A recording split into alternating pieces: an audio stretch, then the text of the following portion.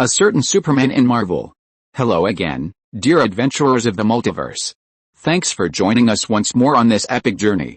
Remember, this story is pure science fiction from our wild imagination, so don't go trying to summon dragons in your backyard. The rights of this amazing novel belong entirely to its original author. We are only the narrators. Do you want more adventures? Show some love to our YouTube channel with a subscription and a like, and if you want exclusive content, our Patreon is waiting for you with open arms. Chapter 151 Loki watches Hulk vs. Thor. Joshua pushed the Aquacup woman away from him. The experience was truly amazing. He dressed and left the room. This was one of his best experiences. Walking down the hallway, he saw many guards. He soon arrived at a spacious room with a stunning view. Goshianzen was sitting and chatting with someone, clearly enjoying himself. Joshua fell silent when he saw the person chatting with Goshianzen. To his surprise, it was Loki, who was smiling. Goshianzen noticed Joshua and immediately stood up. Come, sit down. This guy, Loki, is quite interesting. Joshua looked at Loki and said, My name is Joshua Parker. Wow, hello, Mr. Joshua. I've never seen anyone as perfect as you, Loki said in admiration. Yet, Joshua sat at the highest seat, watching the crowd below. Some had already begun fighting in the arena. Although his skills were average, he still looked quite exciting.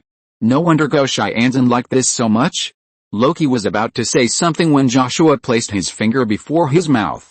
Shhh, Loki fell silent. He had sensed the Supreme Lord had already signaled danger, but this seemingly immature boy exuded an aura of extreme danger. Loki could sense the Supreme Lord's humility before him. Loki sat and watched the fight in the arena. A few minutes later, a girl with aquamarine skin approached the boy. She approached him respectfully and then stood quietly beside him. This was a water elf. Loki knew them. They were very popular, especially among women. They had disappeared about 100 years ago, and he had thought them extinct. Unexpectedly, there was still one here. Loki noticed a golden mark on the elf's forehead, the mark of a queen. This water elf was the queen. A few minutes later, a helmeted figure entered the arena. Loki's eyes widened. It was Thor. This guy wasn't dead. Loki was somewhat surprised. He had assumed his adopted brother was dead, but he wasn't. Goshianzen looked at Loki and asked, Do you know each other? His gaze grew increasingly dangerous. Loki knew he couldn't admit he knew Thor, or he'd be thrown into the fighting arena. He began, I love this event. I love it so much. Loki spoke a lot, much of it praising Goshianzen. Goshianzen was delighted and said, I love it too. He continued to watch the fight. Loki also kept an eye on Joshua. The young man didn't seem particularly interested in the event. He had to be careful. Thor's first opponent was knocked out with a single punch. The crowd booed because the fight was over so quickly. They hadn't seen enough.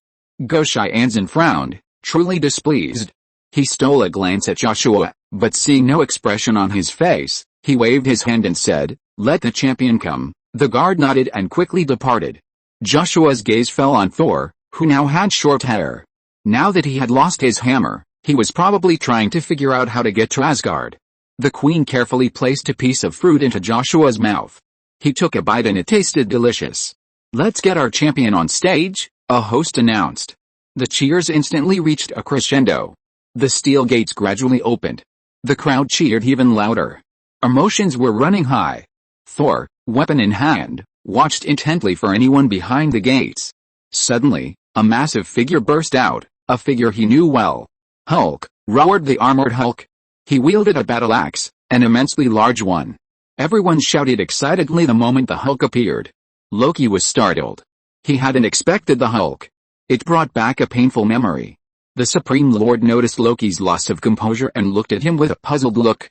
Loki knew he had lost his composure. He clenched his fist and said, I'm fucking in love with this game. Goshianzen smiled. Anyone who liked this game was his friend. Joshua touched his lips. Was he obviously scared? Suddenly, he felt like laughing. Hulk had also noticed Thor. Thor smiled, a rather silly smile. How have you been all these years? We couldn't find you on Earth. Thor was a little happy. Surely Hulk could help him. Hulk doesn't like Earth, Hulk said in a muffled voice. Back then, he'd been driven mad by Scarlet Witch's illusion, and Earthlings only saw him as a monster. He liked this place. The people here cheered for him, admired him instead of fearing him. Thor thought for a moment and said, "We like you." Thor approached Hulk cautiously. He knew Hulk's moods were unstable, so he had to be careful. He even made a gesture to comfort Hulk. "Why not fight? Go ahead, Hulk, kill him." The noise annoyed Hulk, and he felt like smashing something. Suddenly, he looked at Thor and a somewhat lewd smile on his face. Roar! Hulk broke into a run. His axe swung at Thor. Thor, anticipating this, blocked the blow with his shield. The shield was tilted, so the axe followed the angle and struck the ground. Although Thor might not seem very intelligent, he was a fierce fighter, his years of battle having forged his skills. Thor struck Hulk in the face with his shield, and Hulk stumbled back in pain. A hush fell. It was the first time anyone had seen the Hulk defeated. Thor looked at Hulk and said, "Let's fight." The Supreme Lord rubbed his chin. This Asgardian prince was quite formidable. He hadn't expected to be able to defeat the Hulk. The Supreme Lord glanced at Joshua. Joshua was watching carefully at this time. He was watching the fight between Hulk and Thor. Goshai Anzen breathed a sigh of relief, as long as he liked it. Loki was nervous at this time. Hulk stood firm and then roared. He rushed towards Thor. His movements were too big and his flaws were too big. In the past, he could crush Thor with his absolute strength, but now it is no longer possible, because Thor is also a tough guy. And Chapter 152 Loki, that's it. Thor unleashed a flurry of punches, sending the Hulk reeling. The crowd revered the Hulk, and they didn't particularly enjoy seeing him dominated, which irritated them. But the Hulk quickly delivered a powerful punch, sending Thor flying. Thor collided with a wall, creating a large dent.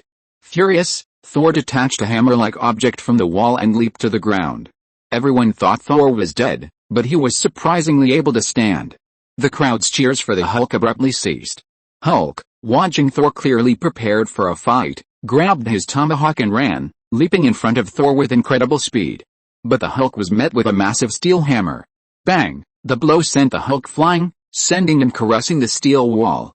The pain was truly stinging, and Hulk rubbed his head before slowly walking away. Thor declared, "Come on, Hulk." Joshua watched from his perch as Thor and Hulk battled. It was undeniable that their fighting was incredibly powerful, at least it was incredibly exciting to watch. After a while, seeing Hulk seem to have regained some composure, Thor declared, "Hulk, there's no need for us to fight." He continued to approach Hulk. Hulk stared at Thor. Suddenly, he grabbed Thor's feet and began to pound them like he'd pounded Loki before.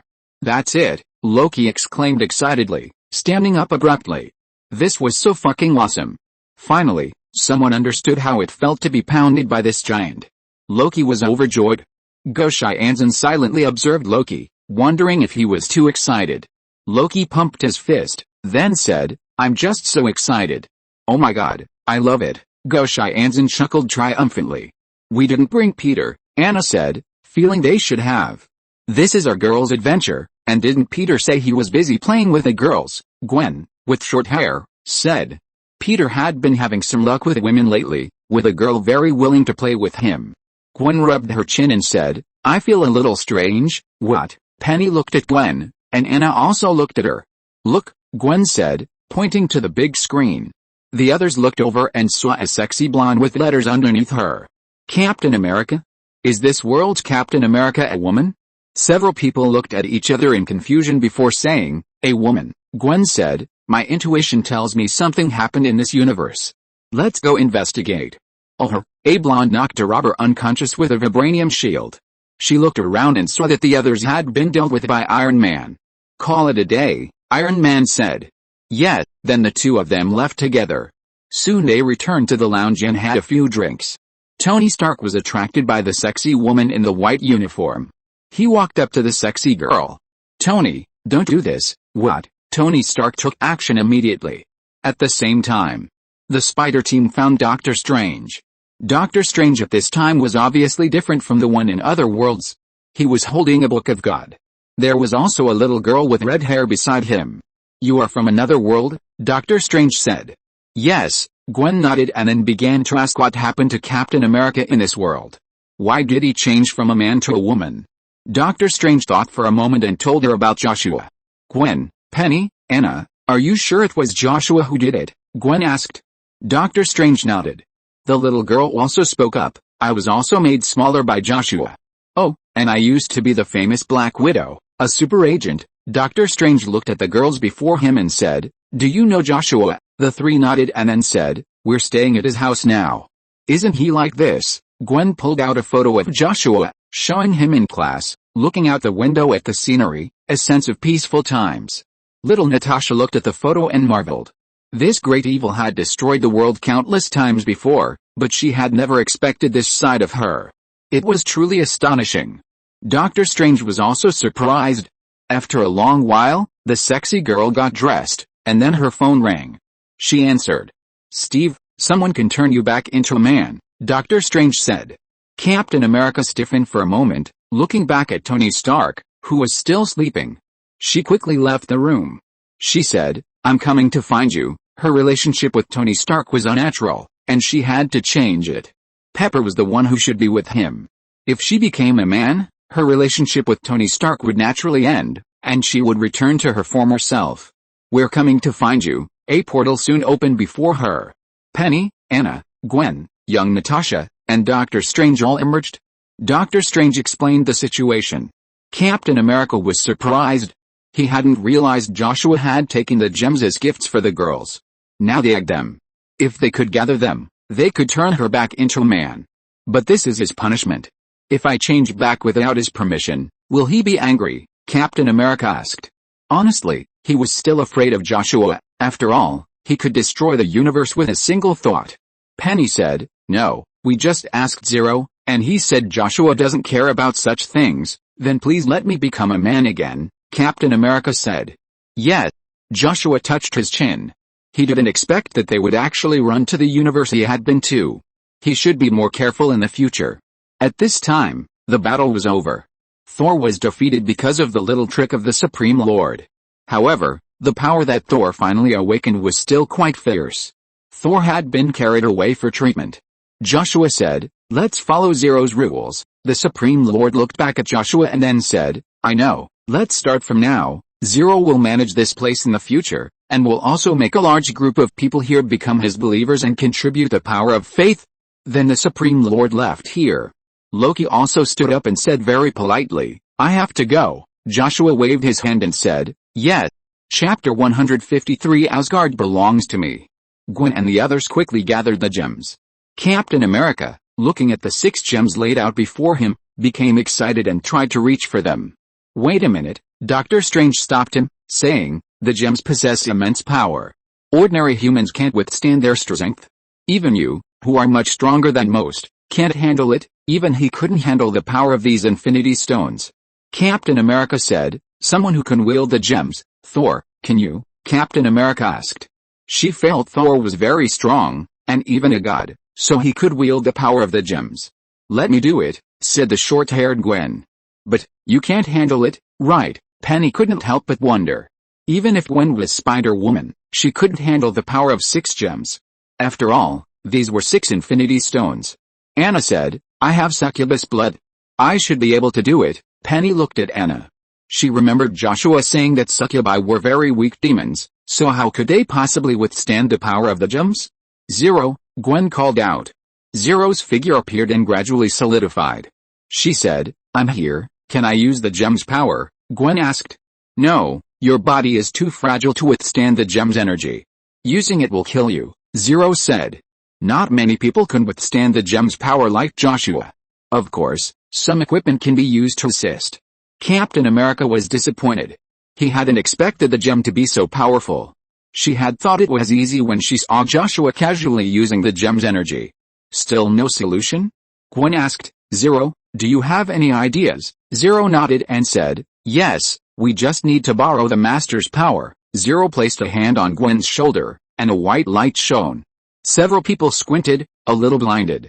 A moment later, a white battle suit appeared on Gwen. Zero said, "With this power, you can use the gem's power." Zero waved his hand, and the gems took flight, spinning closer to Gwen. 6 gems were embedded in Gwen's chest. Colorful energy began to flow. This power, Gwen felt that she could easily destroy a planet now. This was a terrifying power.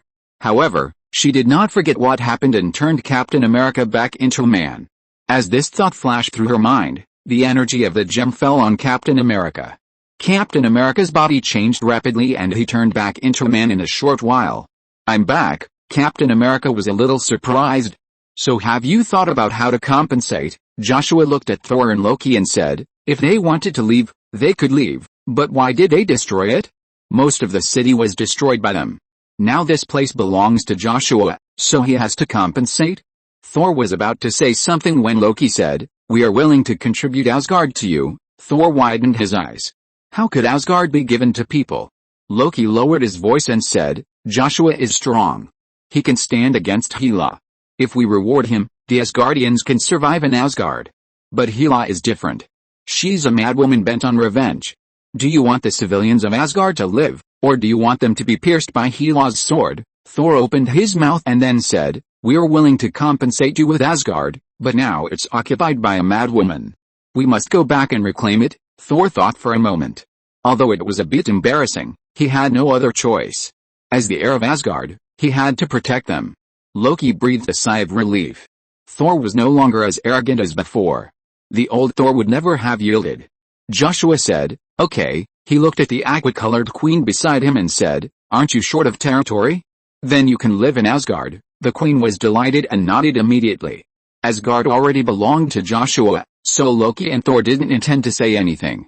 Loki spoke, "Let's just say, we might need a lot of troops. Hela is a madwoman with incredibly powerful fighting abilities. Judging from Hela's previous displays of prowess, she was undoubtedly even more formidable than an army, and there were already quite a few. The troops here are too weak. They'll just die if they go there." The High Lord's army couldn't defeat Hela, who was empowered by the divine realm. Loki, could he and Thor go?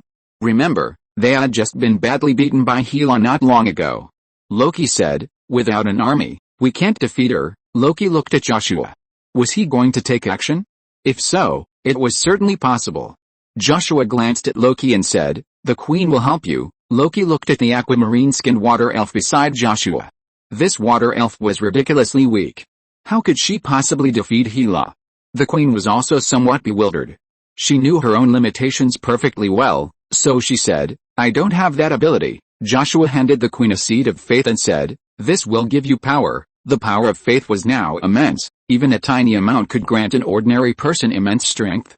The power of faith from several universes was more than enough to defeat a single Hela. The queen looked at the seed of faith and swallowed it decisively. Then, a sea blue battlesuit gradually appeared, followed by a sea blue cape. The queen felt a surge of power. If she had possessed such strength before, she would surely have been able to protect her people. Loki looked at Joshua expectantly, hoping he would generously grant him strength. Joshua said, "Go now, Loki, I'm all prepared, and you don't even give me the power." Thor nodded and said, "I need to take the Hulk with me." "Okay," Joshua said. Then the few of them left. A few minutes later, a guard came over and said, "Goshai Anzan has left. He said he was not used to this and he wanted to build a freer place." Joshua said, "I see, he didn't care about Goshai Anzan, so Goshai Anzan could go wherever he wanted, as long as he didn't come back to mess around." Chapter 154 Demon Hunter. The battle was left to the queen. She could handle it. Suddenly, he felt bored. He decided to go home. Joshua opened the portal and returned home. Upon arriving, he saw Peter kissing a girl with his lips pouting. Peter also noticed Joshua. "Well, why are you back so early?" Peter asked. "I'm just feeling a little bored," Joshua said, then glanced at the girl. She was okay, with a few freckles on her face, but she still looked bright and cheerful. Joshua didn't bother them too much and quickly returned to his room. He had to make a game, one that would relieve his boredom. He had made the Hell game before, so he had some experience. Let's get started. Joshua put a lot of effort into this game, so it took him quite a while. After a long time, Joshua finally finished the game and put a helmet on his head. Various points of light appeared before his eyes, each a world. Where should we go to play? He soon saw a world, a demon hunter world. Let's play this one first. Joshua clicked on the world, and soon he entered it. A black-haired boy, sword slung over his shoulder, gazed at the endless forest before him. This was the demon hunter world. Monsters of all kinds abounded in this world. Just think of it as playing an open-world game. A path led him down, and he followed it. The lush greenery along the way looked beautiful. Soon he reached a small village, but it was quiet. Could this mean there were monsters? Joshua became cautious. After all, he was only a beginner. Ahead was a large room, and he walked in. Blood stained the floor, clearly someone dead. Suddenly, he saw something moving in the shadows. Drawing his sword, he approached. Suddenly, a swift creature pounced on him. It was a small, crimson monster with an umbilical cord still attached. It was a cadaver, born from the remains of an abandoned, unburied baby. It looked rather disgusting. Crack, the little monster bit his throat, blood splattering. "You're dead." Suddenly, a bloody message popped up in front of Joshua. "Damn, I was careless. But I can just start over. It's been a while since I've been interested." Joshua was reborn outside the village. He drew his sword and rushed into the room with all his might. Just then, the little monster attacked him. Joshua swung his sword. Puff, the little monster was cut in half by his sword. Blood splattered, staining Joshua's face. "Not bad, let's keep playing." Joshua began to search for other monsters. Meanwhile, a tall, white-haired young man entered the village. He twitched his nose. Monsters, he even heard a sharp roar. After a few minutes, the roar stopped, and a bloody figure emerged. Although it was covered in blood, he knew it was a human. "I've killed all the monsters in here," Joshua said. The white-haired young man looked at Joshua curiously. "You don't seem to be a witcher," he said. In this world, witchers require something special to be born, and the man before him was clearly a human, a very powerful one. "No," Joshua said. "Hello, my name is Gerald," the white-haired young man said. "Oh, Warlock Pile Driver, I know you," Joshua said. He had seen some Witcher movies and TV series before. "Gerald, my name is Joshua Parker. You can call me Joshua," Joshua said. "Joshua, you should go wash up," Gerald said. Joshua was now covered in blood and smelled unpleasant. Joshua was about to speak when he saw Zero. Zero said, "Master, it's time for dinner." Gerald couldn't see Zero. Joshua nodded and said, "I understand." Gerald frowned. Was Joshua talking to something? What was it? Why couldn't he sense anything? Joshua looked at Gerald and said, "I have to log off and go eat. Bye." Joshua disappeared. Gerald. Joshua took off his helmet and went to eat. He went downstairs to find only Peter and Aunt May there.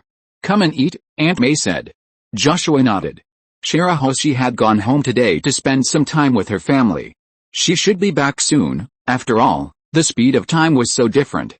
Sure enough, Shirahoshi returned soon, bearing many gifts. Joshua accepted the gifts and said, "Thank you." Shirahoshi smiled sweetly. Joshua put the gifts away and Aunt May took him for a walk. Aunt May was holding the leash, walking the mutant dog. Joshua and Shirahoshi walked together. The three of them chatted as they walked.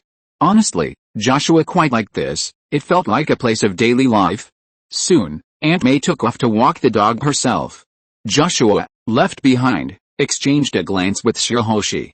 Shirahoshi smiled and said, "Let's take a walk." Yeah, Shirahoshi was a very pretty girl, so she attracted a lot of attention. People looked at her sideways. "Hey, Superman, your friend is so cute," someone said. Shirahoshi immediately became shy. Joshua said, "I know." As they strolled, they encountered many people greeting them. Shirahoshi said, "People are so welcoming. That's just for those who haven't gotten into trouble today," Joshua said. "There's no shortage of idiots in this world." Shirahoshi looked at Joshua, thinking he must have been in trouble before. While they were strolling, they encountered an accident, a car accident. An idiot who had jaywalked was hit by a truck and thrown far away. Shirahoshi, being a kind-hearted child, rushed to help. However, she obviously couldn't save the person, so she could only watch Joshua. Joshua walked over to the injured person and healed him with magic, putting the bill in his pocket. It made sense for him to pay after saving him. Shirahoshi and Joshua left. The rescued man was a bit bewildered when he pulled out the bill. The amount on it was exactly what he had saved. Hey, after all, Superman had saved his life, so giving him money was understandable. As long as he was alive, he could still make money. If Superman hadn't been around, well, the consequences were unimaginable. Chapter 155 Pile Driver Gerald. Shirahoshi said, "I wish I had the ability to help people." Unfortunately, she didn't have any powerful abilities to do so. Upon hearing Shirahoshi's words, Joshua looked at her and said, "I can teach you magic." Shirahoshi looked at Joshua's delighted face, her large eyes gleaming with joy. Shirahoshi was already incredibly adorable, and now she looked even cuter. Even Joshua thought she was quite cute, looking incredibly tender and rosy. Shirahoshi quickly said, "I'll pay you." She knew Joshua's rules. If she wanted Joshua's help, she had to pay.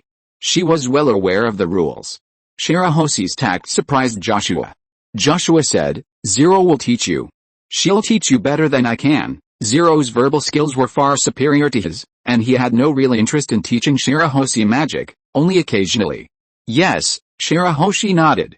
Then the two of them returned to find Aunt May.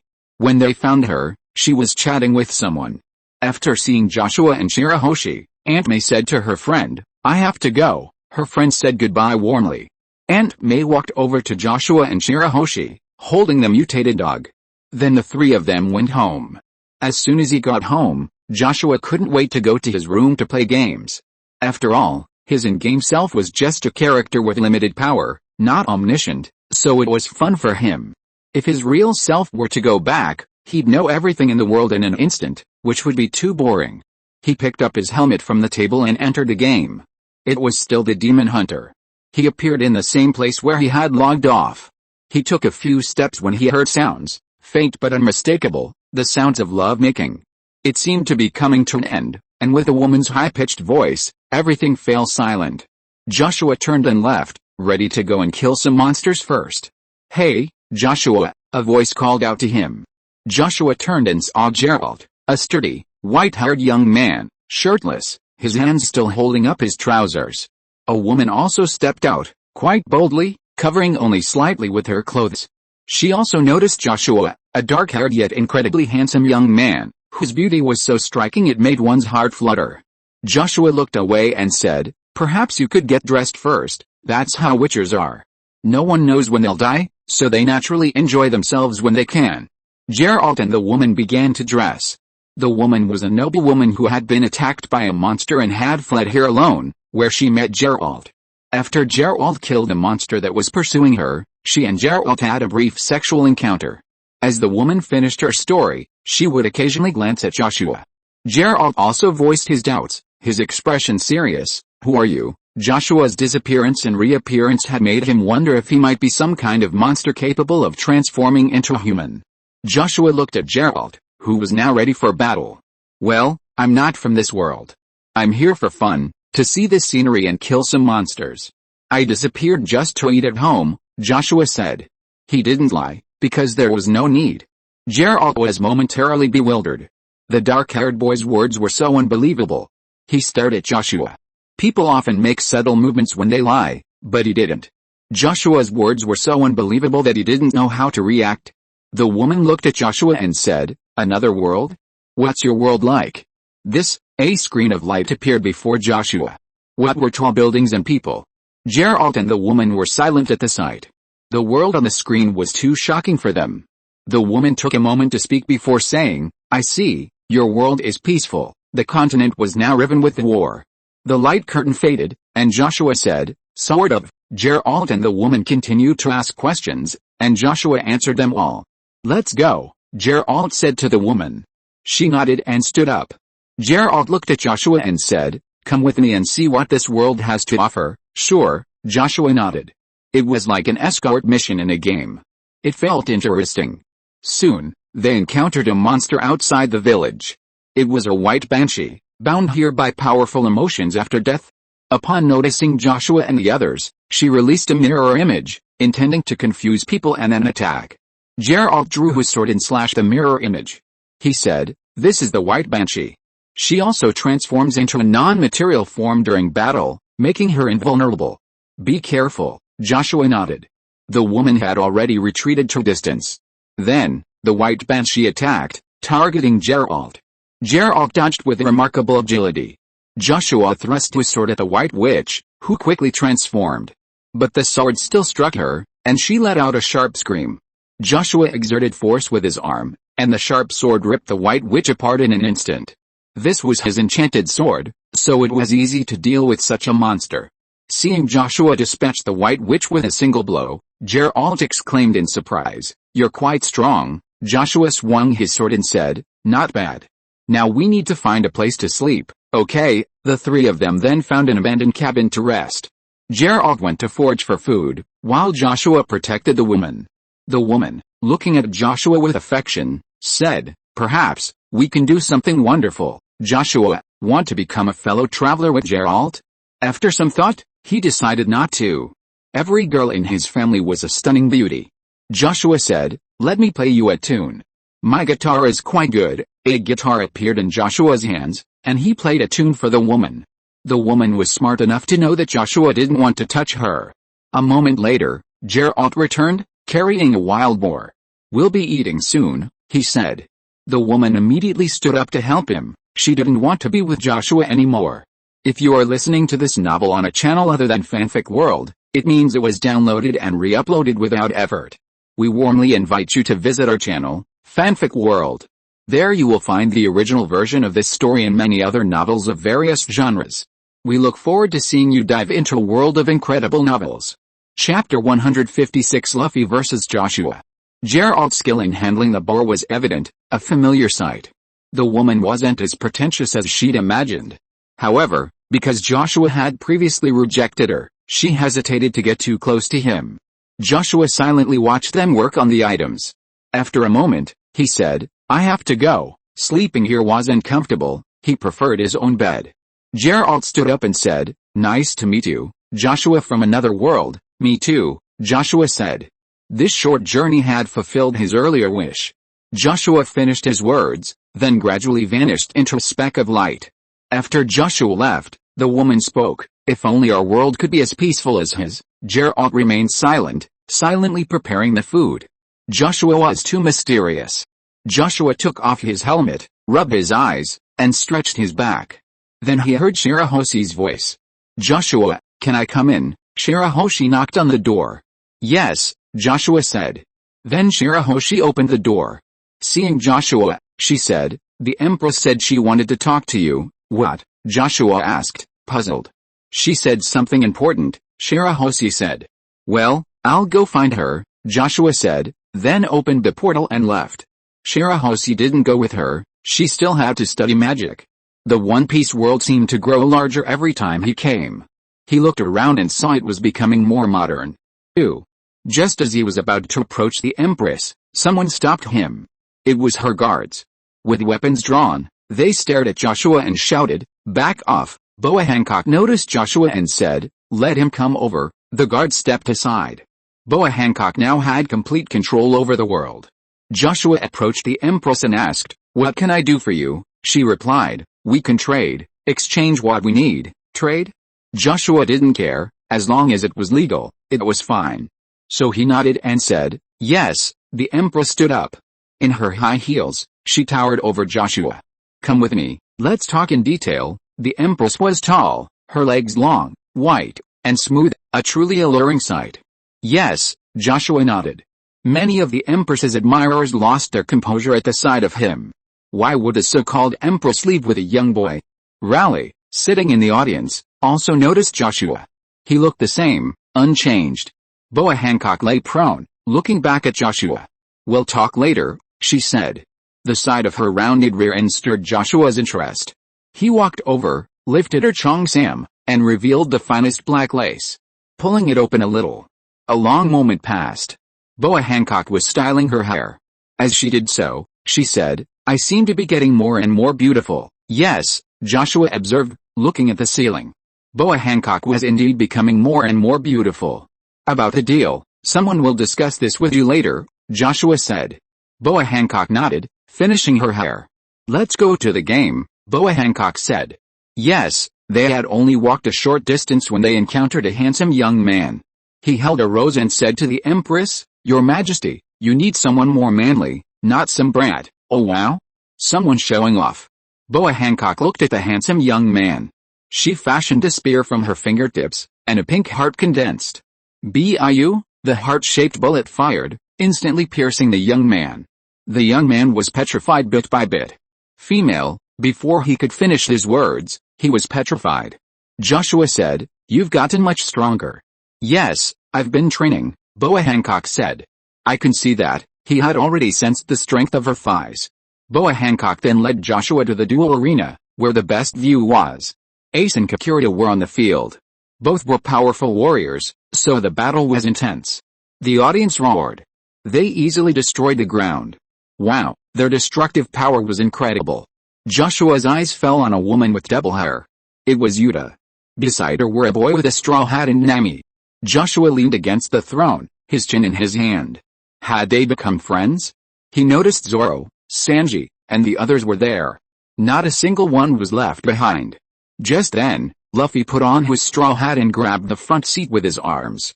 He was backing away. His arms stretched like rubber. Suddenly, Luffy flew towards Joshua like a cannonball. Luffy roared. Joshua, I want to fight you in a duel. Boa Hancock appeared in front of Joshua with incredible speed and kicked Luffy fiercely. Luffy was kicked away, but the next second he bounced back like rubber. Oh, while Luffy stumbled to his feet and said, You are Joshua, right? How dare you? Boa Hancock's face was grim. Honestly, she was thinking about how to kill Luffy. Joshua said, Back off. Boa Hancock stepped back. Joshua said, Depending on your answer, I'll consider whether or not to kill you. Tell me why. Luffy looked at Joshua, his eyes determined. He said, I promised Nami I'd give you a beating, Luffy. Nami was stunned. She hadn't expected Luffy to do that. If Joshua got really angry, Luffy would be in danger. Is that so? Joshua looked at Nami. No, Joshua, don't. Luffy turned and said, Nami, I'll beat her up. Let's have a fight. Joshua stood up and said, Sure. He snapped his fingers, and a crystal arena appeared in midair. How did they do that? Luffy asked, surprised. It's the power of God. Joshua stepped onto the arena, and everyone looked at Luffy and Joshua. Let's go up, Robin said, looking at Nami. They had become friends by chance and had been together frequently since then. Nami nodded. Luffy stepped onto the dueling arena, looked at Joshua, and said, I'll beat you. Really? Joshua said. Rayleigh sighed. Luffy was still like this. Luffy's hair was gradually turning white. He said, I'll beat you. He didn't know what was going on between Nami and Joshua, but he knew it was Joshua who made Nami cry, so he was going to beat Joshua. Nika form? Joshua looked at Luffy calmly. Luffy also took action, running and leaping. He looked less like a fighter and more like a cartoon character, with exaggerated movements and abilities. Luffy rushed in front of Joshua and swung a punch at him. Joshua said, For Nami's sake, I won't kill you. He dodged Luffy's attack and then delivered a powerful punch to Luffy's face. In an instant, Luffy's body crashed into the crystal floor, which shattered with a loud bang, sending Luffy crashing down onto the dueling arena below. The crystal arena vanished, and Joshua floated in midair. Then, under everyone's gaze, he descended, step by step, as if on a staircase. Luffy, Zoro leaped to Luffy's side. He saw Luffy bleeding from his mouth and nose. He was unconscious, but not dead. He looked up at the figure in the sky. Zoro knew Luffy's strength, but now he had been killed instantly. Just how strong was Joshua? Ace also ran over. Boa Hancock looked at Joshua and said, I'll kill him, don't worry about him. Joshua said. Nami and Robin also went to check on Luffy. Seeing that Luffy was still alive, they breathed a sigh of relief. Joshua said, I'm leaving. Call me if you need anything. Boa Hancock nodded. Joshua returned home through the teleportation channel. A few days later. Mr. Superman, will he be okay? A little girl looked at a cat with heartache. The cat had been abused by someone and was now nearing death, looking like it could die at any moment. Joshua said, It'll be healed soon. Within minutes, Joshua had healed the kitten. The little girl said, Thank you. Here, this is all the money I have, the little girl said, pulling out her own pocket money. Yes, Joshua nodded and took the money. Let's go home together after the kitten, the little girl said. Joshua said, Here's the money. Please help me take care of it. Joshua handed the little girl some money. The little girl was surprised and confused as to why Joshua was giving her money. Seeing the little girl's stunned expression, Joshua said, I healed it, so it belongs to me. But I don't have much space at home, so I'll have to ask you to take care of it. This is your payment, the little girl. But this is too much, the little girl was surprised. I have plenty of money, Joshua said. The girl, her family was very poor, and her father's work had been struggling lately. The money Joshua gave her would help alleviate a lot of the pressure. Her eyes were slightly red, and she said, "Thank you." Superman knew that she was short of money, so he gave her the money in this way. She also wanted to be a person who could help others in the future, just like Superman. Chapter 157 I am playing games in the game. A black-haired boy rubbed his head. Was this considered playing a game within a game? Compared to the others, who were nervous, sullen, or overwhelmed, this black-haired boy seemed remarkably calm, as if he didn't care about death. Let's make some changes to the game first. Some good guys won't have to die, and as for the bad guys, let them die. A screen of light appeared before Joshua's eyes, and he began to modify the game. He was now in the world of Sword Art Online, so he was playing a game within a game, but it was quite interesting. After playing in the Demon Hunter world for a few days, he got bored, so he randomly chose a world and landed in the world of Sword Art Online. Of course, Joshua's blatant game modification was noticed by Akihiko Kayaba. The moment he noticed Joshua, Akihiko moved him away. The two then met in a garden. How did you do that? How could you modify the program? Kayaba Akihiko was completely confused.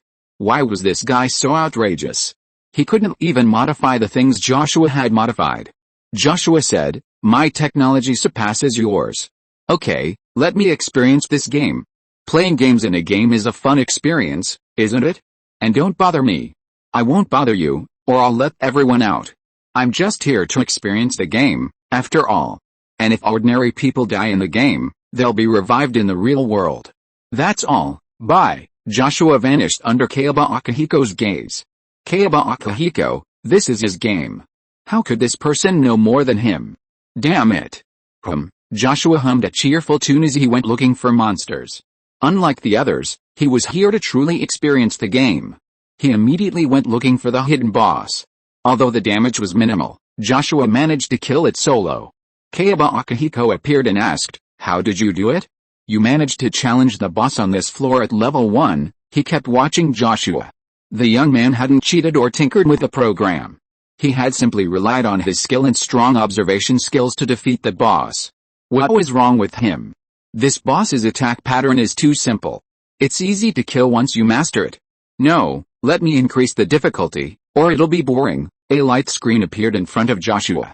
Kayaba Akihiko, he felt miserable. He couldn't defeat it. Damn it. He didn't want to meet Joshua's gaze again. How is this possible?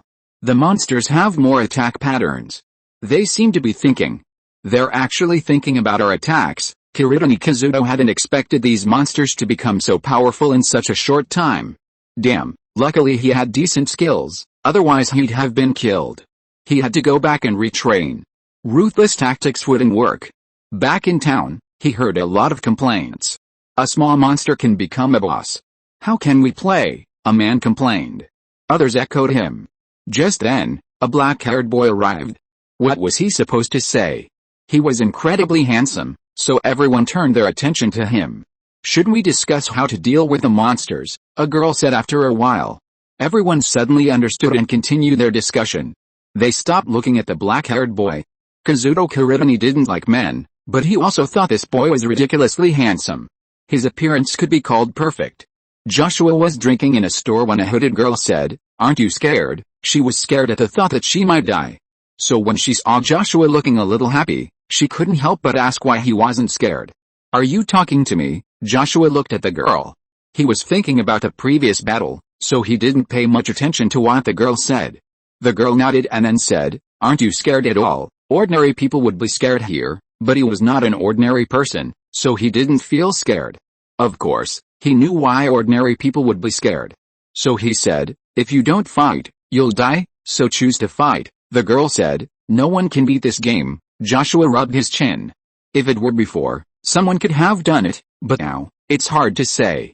After all, monsters can think and use their skills more rationally. They're very powerful. The girl fell silent. Joshua finished his drink and continued to level up.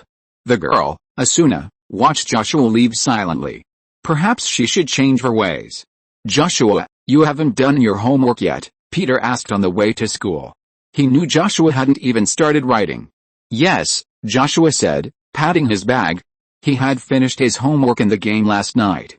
Peter couldn't help but ask, "I didn't see you write anything." Honestly, Did Zero do it for you? I wrote it myself, Joshua said. Isn't the villain coming today? Going to school with Peter was too noisy. There was no quiet at all. It would be great if the villains showed up. That way, the spider team would have to leave, and he and Shirahoshi could go to school in peace. Suddenly, a police car roared by. Joshua's eyes lit up. Short-haired Gwen kept looking at Joshua, then said, "You seem happy, really?" Joshua asked. Knowing that Joshua was annoyed by Peter, short-haired Gwen shoved the book into Joshua's hands and said, "We should go." Bye. The spider team set off. Shirahoshi was wearing a long white dress, small leather shoes, and a pink ribbon on her chest. Overall, she looked very delicate and gentle, the type who gave off a very gentle vibe. Shirahoshi said, "They're busy too." "Well, they're superheroes after all," Joshua said. Shirahoshi and Joshua slowly walked towards the school. Shirahoshi liked it this way. She loved being alone with Joshua. "Hi, Superman," a woman in a business suit said. She was standing in line, checking her watch from time to time, clearly in a hurry. Joshua responded to the woman, who seemed to be in a constant rush. "It's Shirahoshi." A little boy rushed toward her. Quickly, Joshua grabbed the boy, put him down, and kicked him in the butt. Shirahoshi smiled and patted the boy's head. Chapter 158 Asuna. The first class was with Ms. Hathaway. As soon as she arrived, the students sat up straight, completely unwilling to let her see anything unpleasant. She was wearing black stockings with a floral pattern along the edges, revealing a hint of flesh color that was quite alluring. She bent over to write, and Joshua caught a glimpse of the black lace and her incredibly alluring buttocks. It was truly a sight you could never tire of. After a few glances, he began reading a comic book. Class was soon over, and Joshua was still reading when Ms. Hathaway approached him and said, "I need your help." "Yes," Joshua said, putting the comic book away and leaving the classroom with Hathaway. Hathaway began to explain her situation. She'd been feeling a constant sense of presence in the room, but she'd also noticed traces of someone else, which scared her. She'd asked Joshua to investigate. Hathaway's explanation led Joshua to believe it might be some invisible being, like a ghost, a psychic, or even a magician. After getting into Hathaway's luxury car, the two quickly arrived at Hathaway's mansion. Joshua examined the place and discovered a female ghost. The woman had recently died and had become a ghost, a kind of earthbound spirit. Unable to leave the area, she wandered around. Hathaway, having experienced similar situations before, had a heightened sense of perception, allowing her to sense the presence of ghosts. Joshua began to talk to the ghost. Frightened, Hathaway approached Joshua and carefully grasped his arm. Seeing Hathaway's fear, Joshua cast a spell on her, allowing her to see ghosts. Hathaway fainted at the sight of the ghost. Joshua, not expecting this, immediately hugged Hathaway. He continued to talk to the ghost, revealing that the woman had been killed by a man, a homeless black man. The man, finding the woman alone in her home, broke into her house and raped and murdered her. After listening to her, Joshua laid Hathaway to rest and then went to dig up the woman's body. The ghost said, "Please bury me where I can see the sunrise." "I love sunrises," Joshua granted her wish. Then, looking at Joshua, the ghost said, "If I hadn't died, I might have been a painter, I might have been a mother." She was unwilling to accept her fate, but unfortunately, there was no chance to start over. Joshua couldn't bear it any longer and said, "I can give you a second chance." "What?" The woman was confused. Could she be resurrected? "But there's a price?" Joshua asked. "What's the price?" "It's money. Half of your earnings will belong to me. If you don't comply, you will disappear," Joshua said. The woman nodded excitedly and said, "I do." Upon hearing her answer, Joshua resurrected her, which was not difficult for him. After the woman revived, she thanked him repeatedly. Joshua shook his head and continued, "The homeless man who killed you will be punished." Hathaway opened her eyes, feeling as if she had seen something horrific. A bloody face, she could even see maggots. "Oh, where's Joshua?" She hurried to her feet and saw a dark-haired boy sitting by the window, reading a book. Hathaway slowed down, but he didn't leave. Her thoughts raced. Perhaps she should take the initiative. Her heart began to beat wildly, her mouth dry. Joshua turned to look at her. Hathaway flinched, looking away, saying, "I saw something horrible earlier, it was a ghost." Joshua told her about the ghost. Hathaway was also furious. Suddenly, Joshua approached her. Hathaway's heartbeat quickened. Could he be interested in her? Was she just going to seduce him a little? Hathaway swallowed. Suddenly, Joshua said, "Teacher, it's only 10 o'clock. How are you going to spend this time with me?" Hathaway pursed her lips, ready to take a gamble. Then, she pushed Joshua onto the large white bed. "Joshua, you seduced me," Hathaway declared. If Joshua still refused her after this, she would find a quiet place to hang herself. Hathaway's eyes widened as she impatiently ripped Joshua's pants off. "Isn't this too big?" Hathaway swallowed, a little frightened. But there was no turning back now. A few days later, Asuna was waiting for someone, a very strange person. He was doing his homework here, even though everyone was trapped here, yet he was still doing his homework. What a strange person. He was supposed to be back today. Asuna had looked for him before, but couldn't find him. What a mysterious person. Time passed.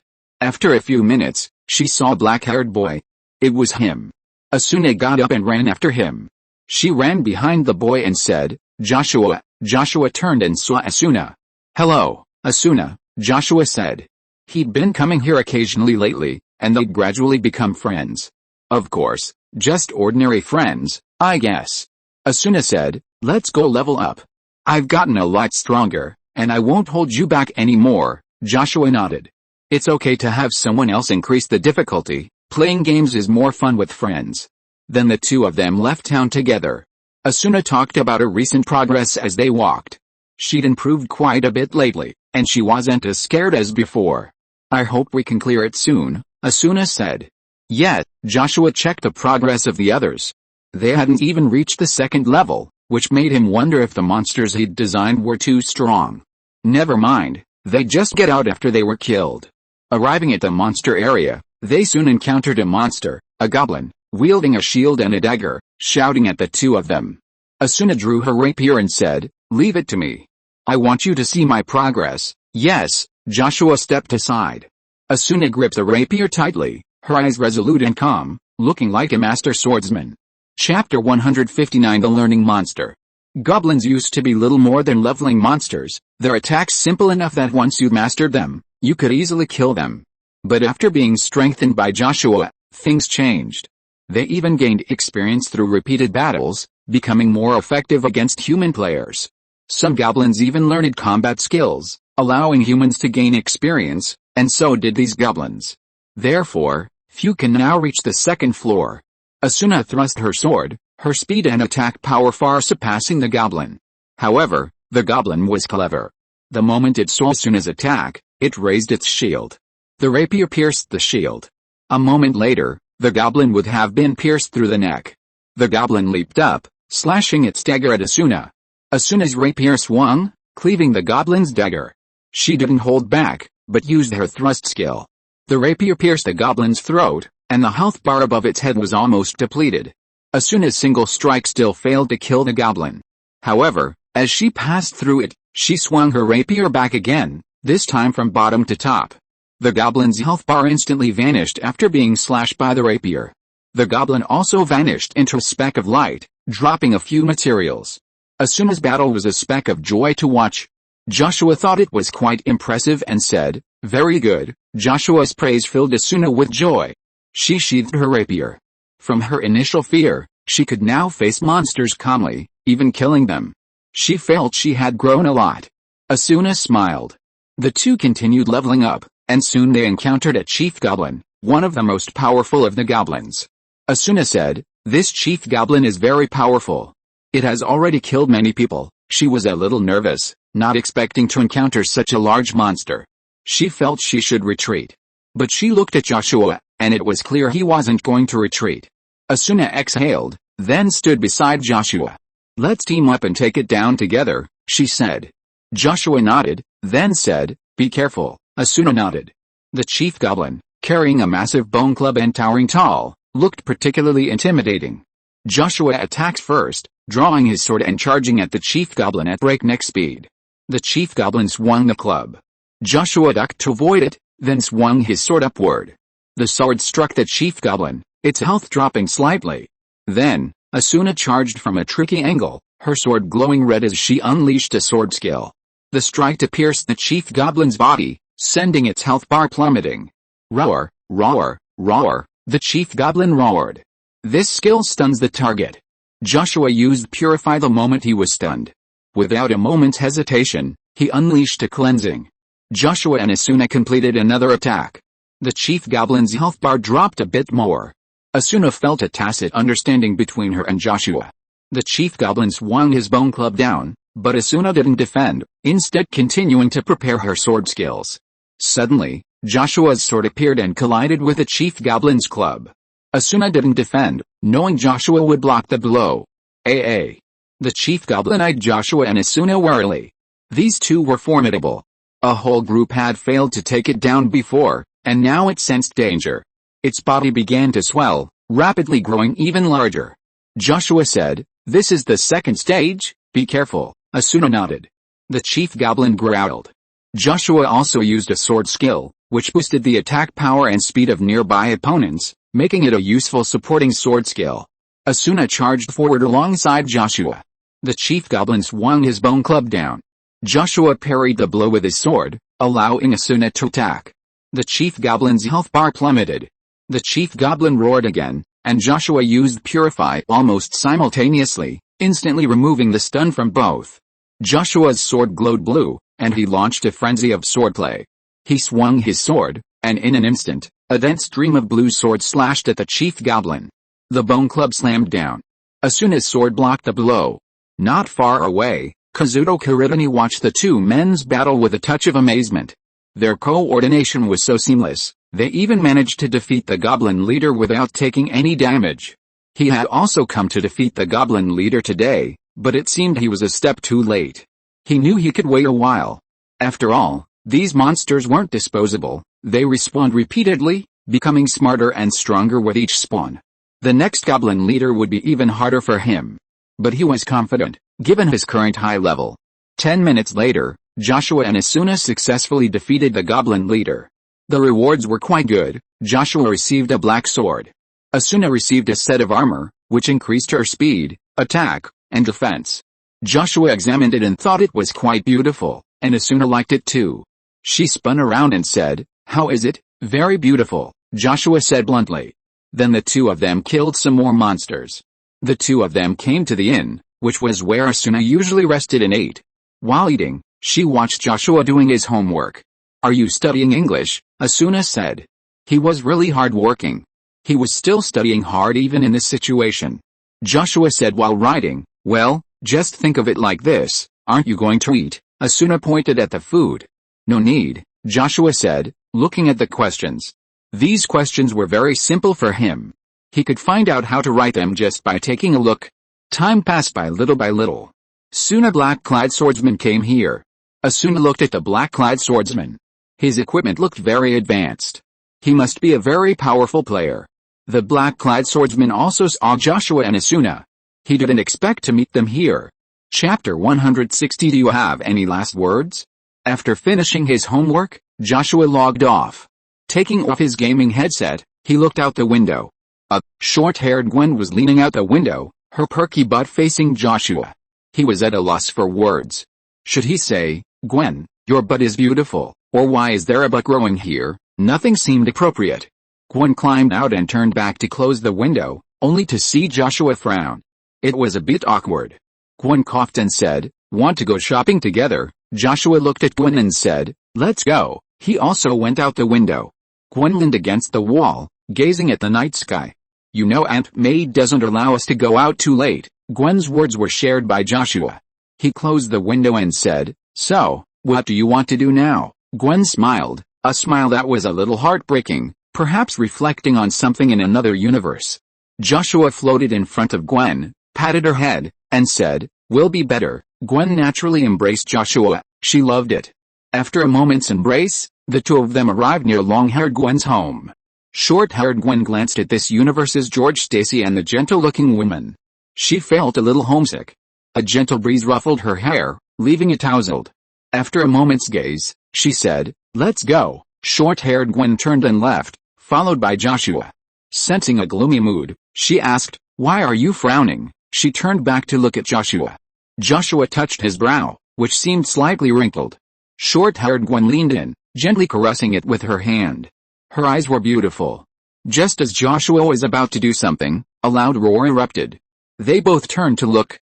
A young man in an exoskeleton crashed to the ground, seemingly unskilled. Short-haired Gwen said, "I know him.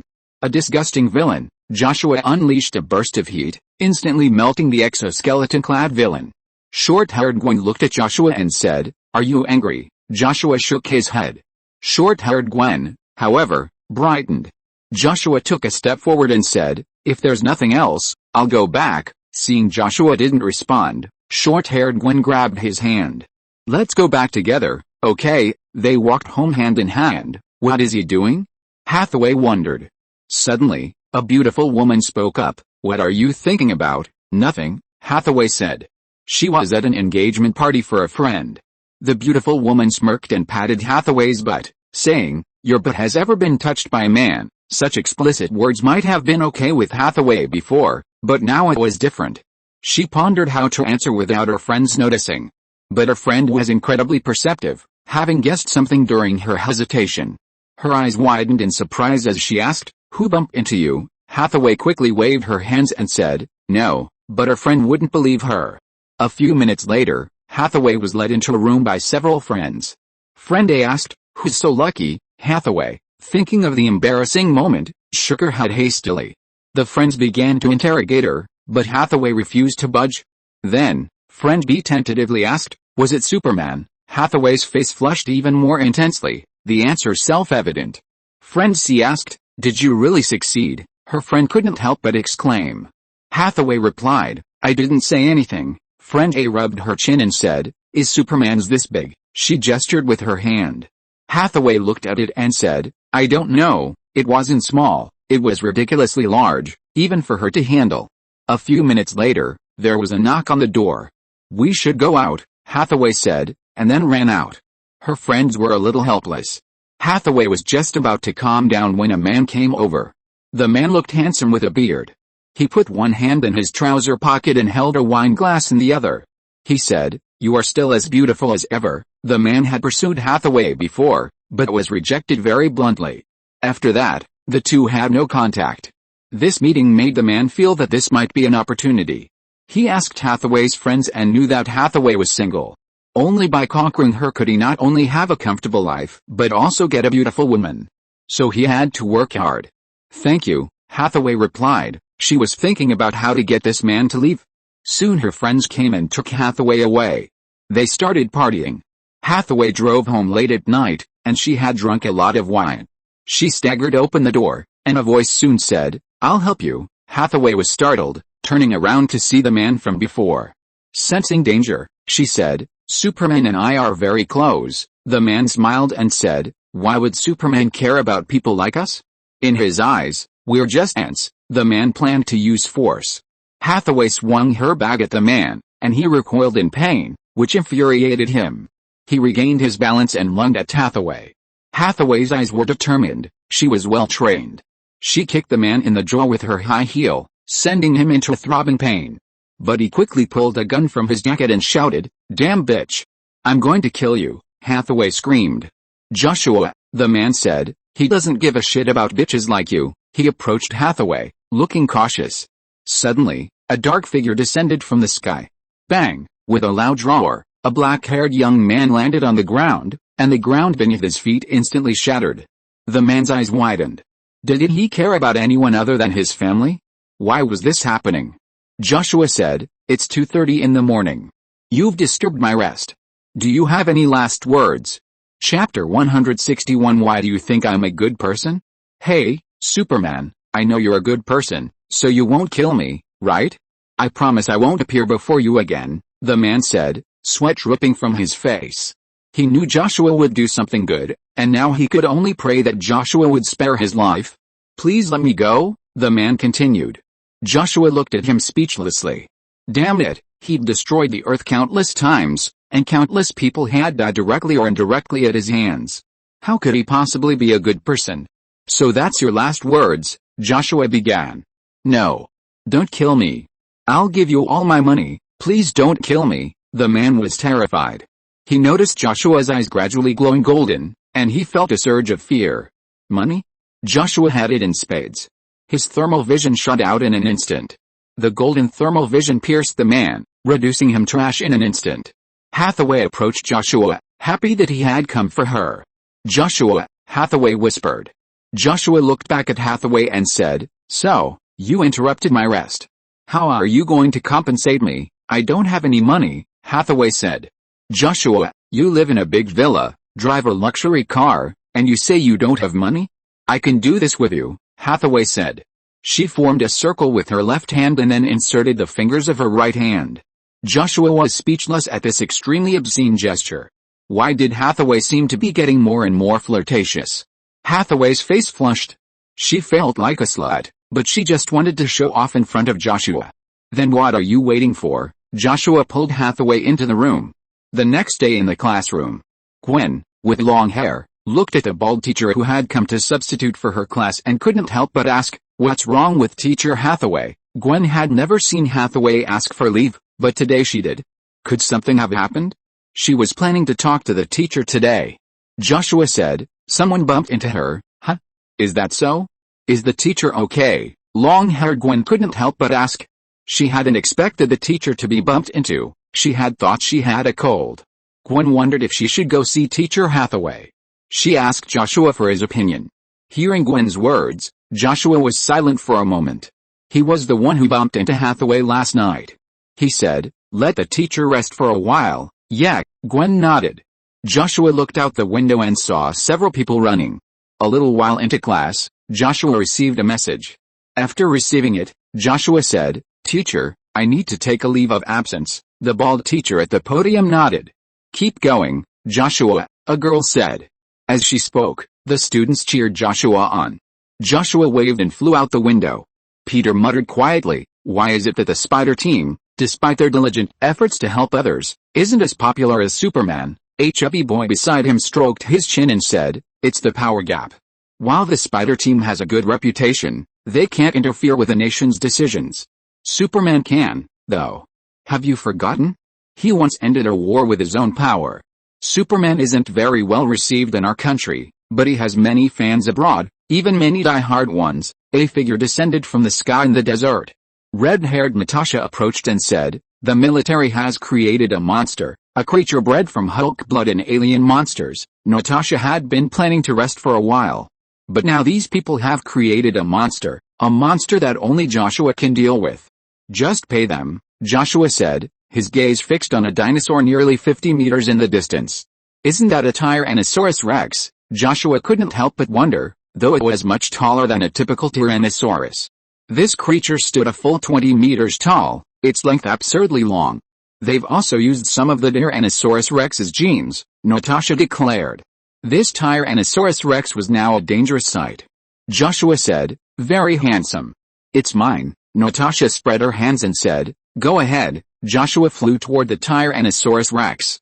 "Hi." Joshua waved at the Tyrannosaurus Rex. The mutant Tyrannosaurus Rex bit Joshua. The next second, Joshua slapped it, sending its massive body flying hundreds of meters before crashing into the sand. The mutant Tyrannosaurus Rex quickly stood up and roared so loudly that Natasha covered her ears. "I know I'm going to beat you up first," Joshua declared, charging at the mutant. He then proceeded to beat the mutant Tyrannosaurus Rex with all sorts of brutality. Natasha, watching from the sidelines, could hardly bear to watch. Joshua was so brutal. This rampage lasted for a full hour. The dying mutant Tyrannosaurus Rex lowered its head. It still had a brain. Joshua patted the mutant Tyrannosaurus.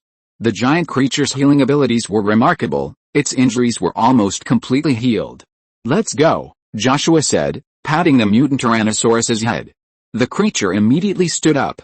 Joshua then led the Tyrannosaurus to Natasha. "Remember to transfer the money to me," Joshua said. Natasha nodded. "Then let's go." Joshua jumped onto the Tyrannosaurus's back, patted the mutant Tyrannosaurus, and said, "Go." The mutant Tyrannosaurus let out a roar and ran off into the distance. Natasha squinted her eyes as she watched the mutant Tyrannosaurus and Joshua leave. Then, footsteps were heard. "You should have let him take the mutant Tyrannosaurus," Nick Fury said. This was military equipment. They had worked so hard to develop it, and to think Joshua would take it away. "Then you should go talk to him," Natasha said. Nick Fury felt that if he went to talk, Joshua would probably kill him. He sighed and said, "Remember to write a report?" Natasha nodded and wrote something casually. Nick Fury turned and left. He still had a lot of things to do. Chapter 162 Mutated Tyrannosaurus Rex. "Mom, look, it's the Tyrannosaurus Rex," a little boy exclaimed as he watched a Tyrannosaurus Rex march down the road. By then, many people had already spotted the Tyrannosaurus Rex and Joshua, riding on it. Joshua's presence prevented a panic. People were snapping photos. "Oh my god, that's the Tyrannosaurus Rex, a creature long extinct." Just then, a sports car sped past. Joshua initially ignored it, but then saw a car stretch out, then give a thumbs up and slowly turn it downward. Was it trying to compete with him in speed? Joshua patted the mutant Tyrannosaurus Rex's neck and said, "Catch it." Even without turning back, the mutant Tyrannosaurus Rex knew he was talking about the car. It opened its mouth and let out a loud roar before taking off. A mutant Tyrannosaurus Rex with the power of the Hulk, it ran at breakneck speed, catching up to the speeding car in a matter of seconds. Joshua didn't kill the driver, that would have seemed petty. After passing the sports car, he slowly raised his middle finger. His eyes gradually turned golden. The driver, watching Joshua's eyes turn golden, felt the heat wave might strike at any moment, so he remained obediently silent. "Little punk," Joshua said, galloping along on his mutant Tyrannosaurus. Soon, Joshua returned home. He had shrunk the mutant Tyrannosaurus. Aunt May was weeding the yard. The mutant dog and the dragon rested on the grass. They were quite interested in the new addition, so they hung around the mutant. Joshua picked up his tools and began to weed. Aunt May said, "Another little one." "Well, it's quite special," Joshua said, pulling the weeds. The two adult Peters were still wandering the city. Oh, the dragon spit out flames, as if to say he could breathe fire. The mutant dog's eyes could emit lasers. The mutant Tyrannosaurus looked at the two creatures, then opened its mouth and a burst of red rays erupted. It could breathe, right? Aunt May saw this and couldn't help but laugh, saying, "How funny." Joshua smiled. It was afternoon. Joshua washed the dishes and then said, "I'm going to play some games." Joshua went upstairs. The Spider Squad members also went out to do some good deeds. Only Shirahoshi followed Aunt May to walk the dog. This time, there was a mutant Tyrannosaurus Rex. Once in his room, Joshua put on his helmet and started playing. He chose the Sword Art Online world again. Once he finished the game, he would move on to other worlds. "That's Miss Asuna," someone said. "Is that the female swordsman who killed the goblin leader alone?" "Yes, that's her. She's amazing, but she's also very beautiful." Of course, there's even a fan meeting for Miss Asuna now. Asuna sat upright, cup in her hands. He should be here around this time. When Joshua wasn't around, she would also go monster hunting and level up. She had previously killed the goblin leader alone. That's why these rumors spread. The warm cup in her hand was very comfortable, and she thought of Joshua. Joshua always gave her a very strange feeling, as if he was not trapped in this game. The first level was so small, and she had searched almost everywhere but still couldn't find him. Could he be the game administrator? That shouldn't be possible. She didn't want to think so, because then she would definitely be angry and furious with him. Soon, a black-haired boy appeared, carrying a jet-black sword. Asuna looked at the boy silently. She didn't know if it was an illusion, but she felt that the boy was even more handsome. It was really strange. Asuna stood up and trotted out. She said, "Joshua, I'm here." Joshua walked quickly to Asuna and said, "Hi, Asuna." Asuna touched her hair. Fortunately, she had fixed her hair before going out, otherwise it would be messy and it would be bad. Joshua noticed Asuna's level had increased slightly and said, "You've leveled up a bit?" Asuna nodded and then said with a hint of pride, "I've been leveling up all the time. Let's go." "Then, let's continue a raid," Joshua said. Asuna nodded. The two began to head out of town. Joshua felt that Asuna was very gentle, but also sometimes very determined. She seemed like a good girl. "Who's that guy? Why is he with Asuna? He must be a teammate." Some people whispered something. "I envy him so much. Asuna must be single." "I can't accept Asuna having a boyfriend." "You just can't accept that the boyfriend isn't you, right?" Joshua heard these words and said, "You're really popular." Asuna felt he was teasing her and gave him a resentful look. Asuna said gently, "Maybe." As she spoke, she remembered Joshua's secret. Once they were out of sight, Asuna finally spoke. "Are you the game administrator?" She finally said it. She wouldn't be able to sleep or eat until she got to the bottom of this. Joshua rubbed his chin. His behavior was indeed a little suspicious, but he hadn't intended to hide anything from the beginning. "So," he said, "I'm not the game administrator, then why did you suddenly disappear? And no one would do their homework under those circumstances, right?" Asuna continued to wonder. "I'm from another world. You can think of me as a god. I'm just here to play, but in that other world, I'm also a high school student, so I have to do my homework," Joshua said. Asuna looked at him. Was he talking nonsense? How could there be gods in this world? Seeing Asuna's expression, Joshua rubbed his head and said, "That's a lot to explain." It took Asuna a while to process the information. She composed her words and said, "You're a god, so you can enter and exit this game at will." "That's right," Joshua said. "Asuna, do you think anyone would believe you?"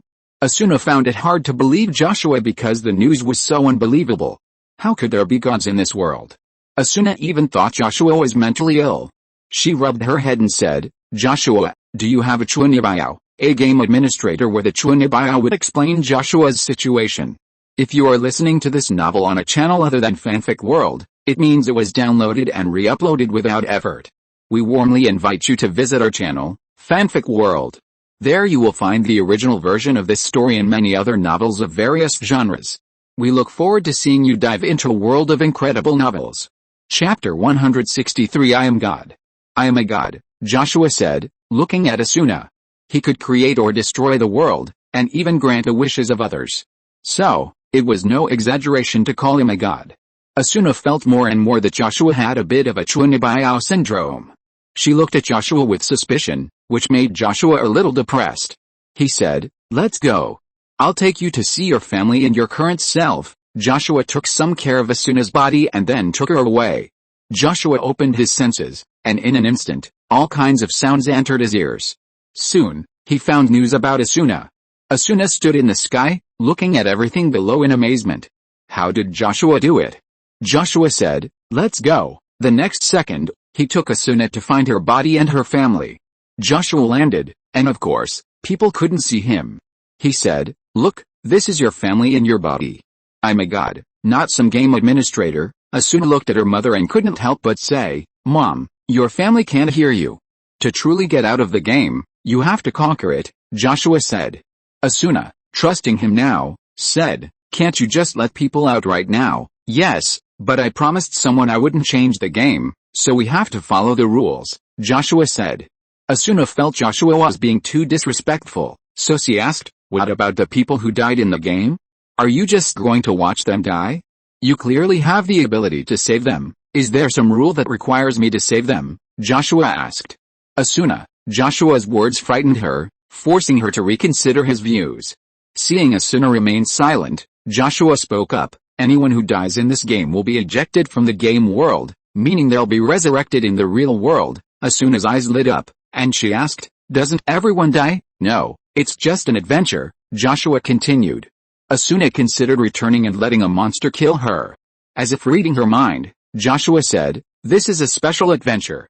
Those who leave can't re-enter. If you want to leave, you simply die in the game, but once you're out, you can't re-enter. It's a one-way adventure." Asuna, she looked at Joshua thoughtfully. "If you complete the game, what will you do next?" Keep looking for games to play," Joshua said. "Is that so?" Asuna pondered silently. Joshua said, "We should go back." Asuna nodded. Then the two of them returned to the game. "Everything feels like a dream," Asuna muttered to herself. Joshua drew his sword and said, "I have to go defeat the boss." Asuna nodded. A one-way adventure? The two of them worked well together. But Joshua had a feeling Asuna was thinking about something. Perhaps today's shock was too great. After defeating the boss, Asuna said, "I have to go.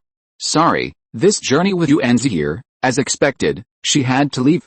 Joshua shook his head and said, "No need to apologize. I've had a lot of fun these past few days. Goodbye, Asuna. Our journey wasn't a one-way trip, nor was it short." Joshua's words gave Asuna an idea, to create a game that would keep Joshua coming back, and then her journey with him would begin again. The days of defeating monsters with Joshua were her happiest. Those experiences had made her understand what she wanted. Goodbye, Asuna left. Joshua sighed. He had thought he could play with her until he finished the game. It seemed he had been imagining things. Let's hurry up and clear the game. A few days later, the game was cleared, and everyone exited. Asuna's mother looked at her in surprise. This previously obedient child had suddenly become so determined, even refusing her arrangements. Asuna said, she had her own goals, so please support her. Asuna's mother didn't know whether to laugh or feel sad. Never mind, let her be. That's rare. Why aren't you playing games today? Peter said. Joshua usually would have been playing games by this time of day, but now he was swinging on the swing in the yard, which was quite unusual. You've already cleared the game, so shouldn't you take a few days off? Joshua said. That's right, Peter nodded. He'd cleared the game, so he'd have a few days to rest. At this moment, Shirahoshi emerged from the portal, but someone else arrived, Boa Hancock. Boa Hancock looked at the small house before her and couldn't help but exclaim, is this a slum? It was much smaller than hers. Boa Hancock's words silenced everyone. Joshua said, this is my home. By the way, what is the Empress doing here? Boa Hancock was a little confused as to why Joshua wanted to live in this small house. Boa Hancock said, just think of it as a trip, just like you guys went to my world. Aunt May spotted Boa Hancock and hurried out to greet her. Joshua continued to play on the swing. Peter walked over to Joshua and said, how about we play games? No, I need a few days to rest, Joshua said. Maybe it was because he had been playing games all the time recently that he felt a little resistant to them. Was he a little tired of them? Peter said, like last time, let's all play with water guns. Joshua looked at Peter suspiciously and said, you just want to see the girls' swimsuits, right? Peter, you've changed. From being reserved to someone who can openly say it, Peter coughed and then said, don't you want to play? At this time, Penny said, we can add a condition. The winner can make a wish. Sure, said short-haired Gwen. Is she thinking of herself as a wishing machine? Penny tugged at Joshua's clothes and said, is it okay? Then she started to act cute, and short-haired Gwen and Peter joined in.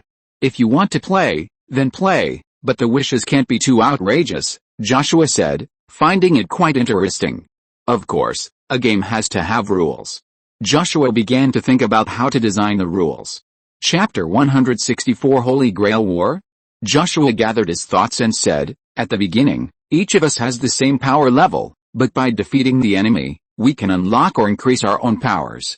Of course, only one person can make a wish. This battle was expected to involve many participants. Peter said, is that so? That sounds fair. Gwen and Penny nodded. Then Joshua said, of course, I'll participate, too.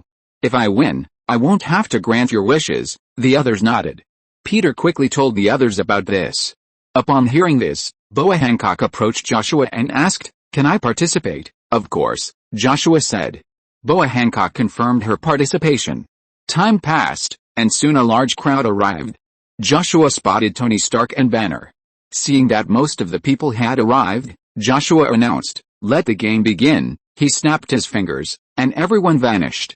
Then I'll go too. Joshua also entered the new location. This time, the battle took place in a city Joshua had created. Players had to be wary of not only other players but also monsters. These monsters were used by the NPCs to level up. Joshua appeared on the street, just like everyone else, but he didn't think he'd lose. As soon as he appeared, he spotted a monster, a weak goblin. He pulled out his gun and shot the goblin in the head. So, what would he get? A small box soon appeared. Joshua examined it and saw it was the driver from Kamen Rider Polar Fox. It also contained an ID core, something he had designed before. He inserted the ID core into the driver. Hi, Joshua, someone appeared. It was a young man Joshua recognized, an agent who often chatted with Aunt May. The young agent said, my powers have been enhanced. Are you ready to admit defeat? I'm a god, Joshua said, placing the driver on his waist and saying, transform. The Kamen Rider's armor appeared and gradually solidified.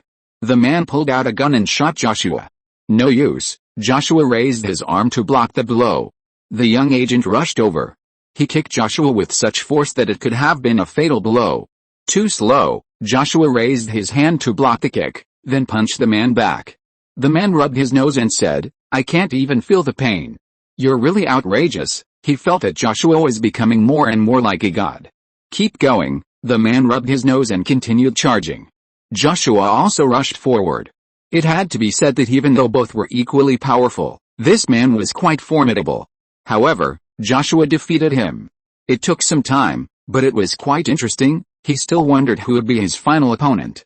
After defeating the young man, a box appeared. Joshua picked it up, revealing the Magnum shield for Kamen Rider Polar Fox. Not bad. He inserted the Magnum shield into the driver. In an instant, white armor appeared, and a gun followed. Joshua advanced slowly, gun in hand. A monster appeared, but he blasted it to pieces. Meanwhile, a group of monsters gathered around Shirahoshi, not to attack her, but to protect her. A mutant dog said, "Don't worry, little Shirahoshi. We'll protect you." Also with Shirahoshi were a mutant Tyrannosaurus Rex and a small dragon. Shirahoshi immediately said, "Thank you. I'll treat you to a feast later." Shirahoshi had bribed them before the match began.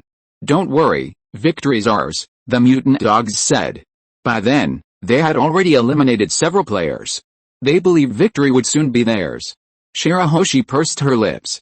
She was determined to win. Am I beautiful? Boa Hancock asked a man. The man was dazed, and then Boa Hancock's long, deadly kick landed on his face. A single blow. Boa Hancock's strength had increased slightly, but she still needed to defeat more. She marched away with her long legs. Boa Hancock possessed immense strength and possessed a powerful aura, making ordinary firearms virtually invulnerable. Boa Hancock began searching for people or monsters. She, too, wanted victory. After all, it was the thing that could grant her a wish, and she was determined to get it. She would crush everyone, even Joshua. As long as they all started at the same level, she was confident she couldn't lose to Joshua. Joshua hummed, feeling excited. It had been a while since he'd felt this excited. Sure enough, games were meant to be played with friends. He walked, clearing out monsters with his gun. Suddenly, a voice rang out. "Points full, time to trade for a new item." Joshua received a booster clip this time, which he inserted into the drive. How a cheerful voice echoed. Joshua turned and saw Peter, who was now beaming at his Iron Man suit. Their eyes met. Peter, not expecting to see Joshua around the corner, couldn't help but say, "Joe, what a coincidence. Let's have a fight." Indeed, Magnum rifle mode. Joshua switched his gun to rifle mode. He said to Peter, "Come on, I know you really want to fight me fairly." Peter nodded. Joshua pulled the trigger and a cannon shot out. Peter jumped to avoid it and then fired a spider silk. The thrusters on Joshua's legs spurted out flames, and his speed increased a lot in an instant. He quickly closed the distance. Peter immediately picked up the broken wall and threw it at Joshua after landing. Joshua pulled the trigger and shattered the wall with one shot. But Peter had already appeared in front of Joshua. He punched Joshua. Joshua reacted quickly and caught the punch in an instant. Joshua said, "Peter, do you think you can beat me?" Peter looked at Joshua. He had never beaten Joshua before, so he wanted to win once. Peter hit Joshua with his knee. Joshua quickly dodged. Peter attacked again and said, "This may be my only chance to beat you, so I must seize it." Joshua did not say anything, but he did not think the same way as Peter. Peter had beaten him in many ways, such as kindness, sense of responsibility, and patience. If Peter had his own power, then Joshua believed that Peter would become a true god. Sometimes Joshua still envied Peter, envying him for having an extremely kind heart. No more today. Chapter 165. You have no chance to win. Joshua's fight with Peter didn't last long. Joshua eliminated Peter with a single shot from his Magnum rifle. After defeating Peter, a small box appeared. Joshua opened it and found a gold fever token, a good thing. He removed the Magnum token and inserted the gold fever token. He checked what he'd shake. If it was a thruster, he'd win big. The gold fever token began to spin, then paused after a few moments. Sure enough, it was a thruster. Joshua's white armor gave way to red, and a small golden cape appeared behind him. Not bad. Time to end the game quickly. Joshua began searching for other people or monsters. Time passed, and more people were eliminated. Peter spotted Tony Stark in the spectator area. Was Mr. Tony eliminated too? Peter walked over and said, "Hello, Mr. Tony." "Peter, are you eliminated too?" Tony asked. The one who eliminated him was Penny, piloting a massive mech. Penny was a formidable fighter. Yet, Joshua eliminated him, Peter said. He was so close to winning, but he'd fallen just short.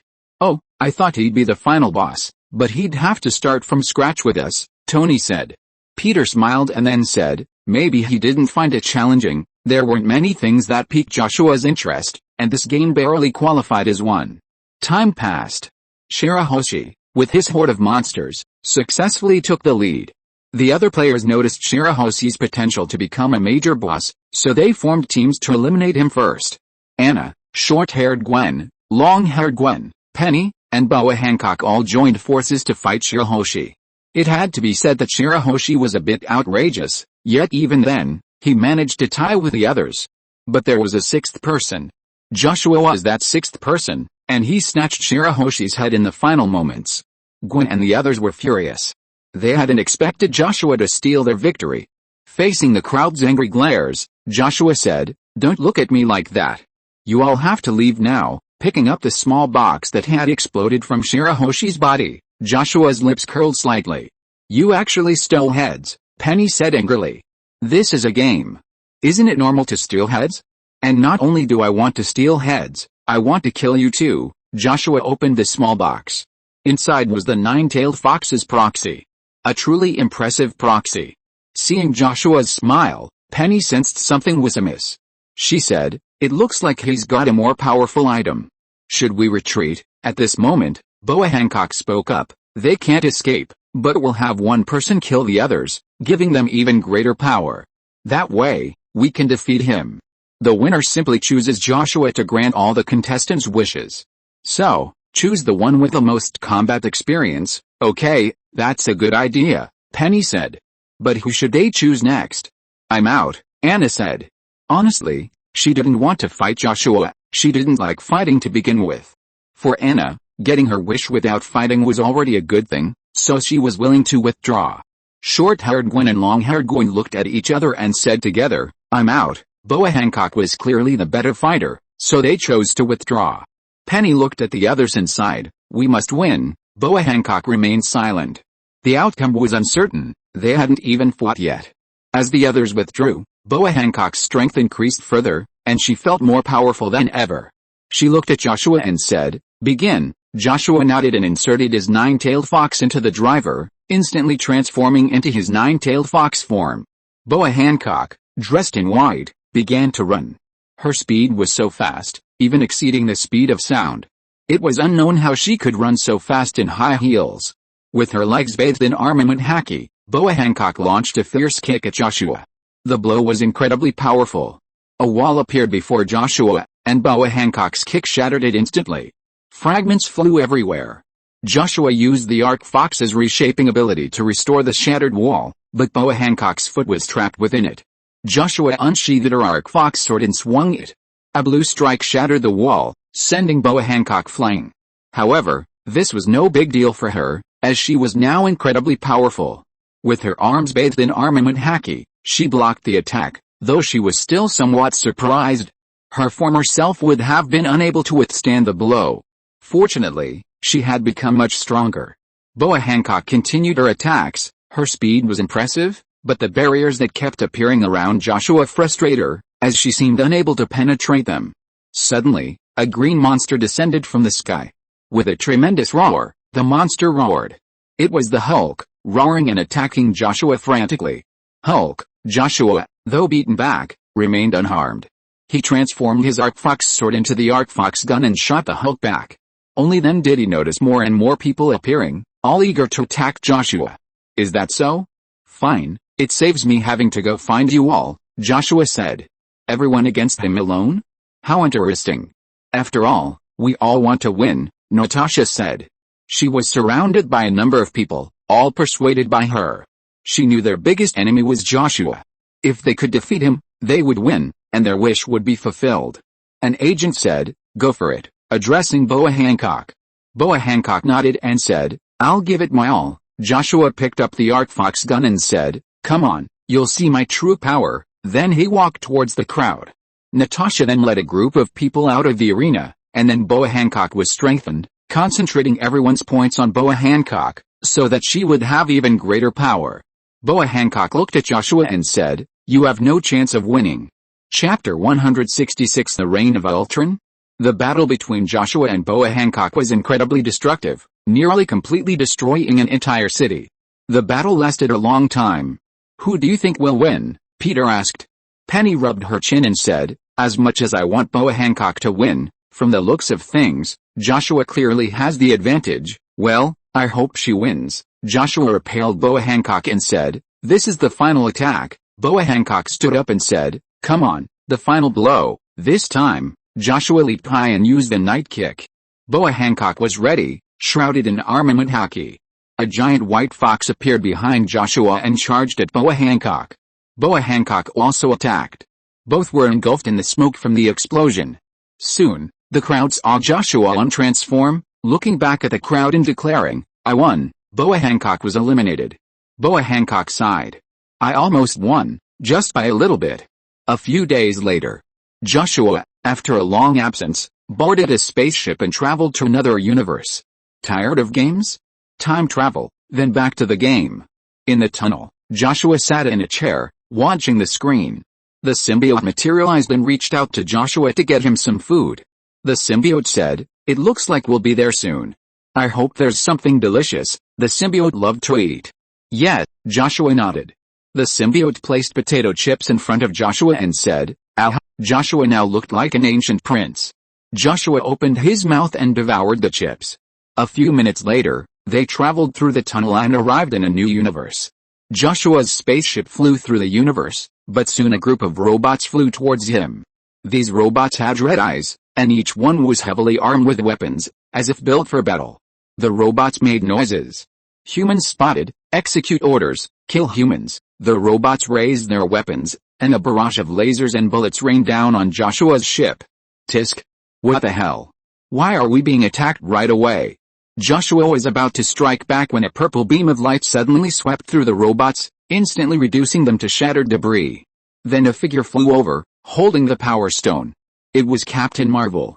She asked, "Who are you?" Captain Marvel didn't know Joshua. "My name is Joshua Parker, but why are these robots attacking me?" Joshua asked. Captain Marvel looked at Joshua and said, "Follow me." Joshua nodded and followed Captain Marvel. She said, "This universe will soon be ruled by Ultron." Ultron, Joshua knew about this artificial intelligence, but it hadn't yet existed in his universe, and it was unlikely to ever be. Captain Marvel explained the reason. Tony Stark on Earth had created Ultron, but Ultron was out of control.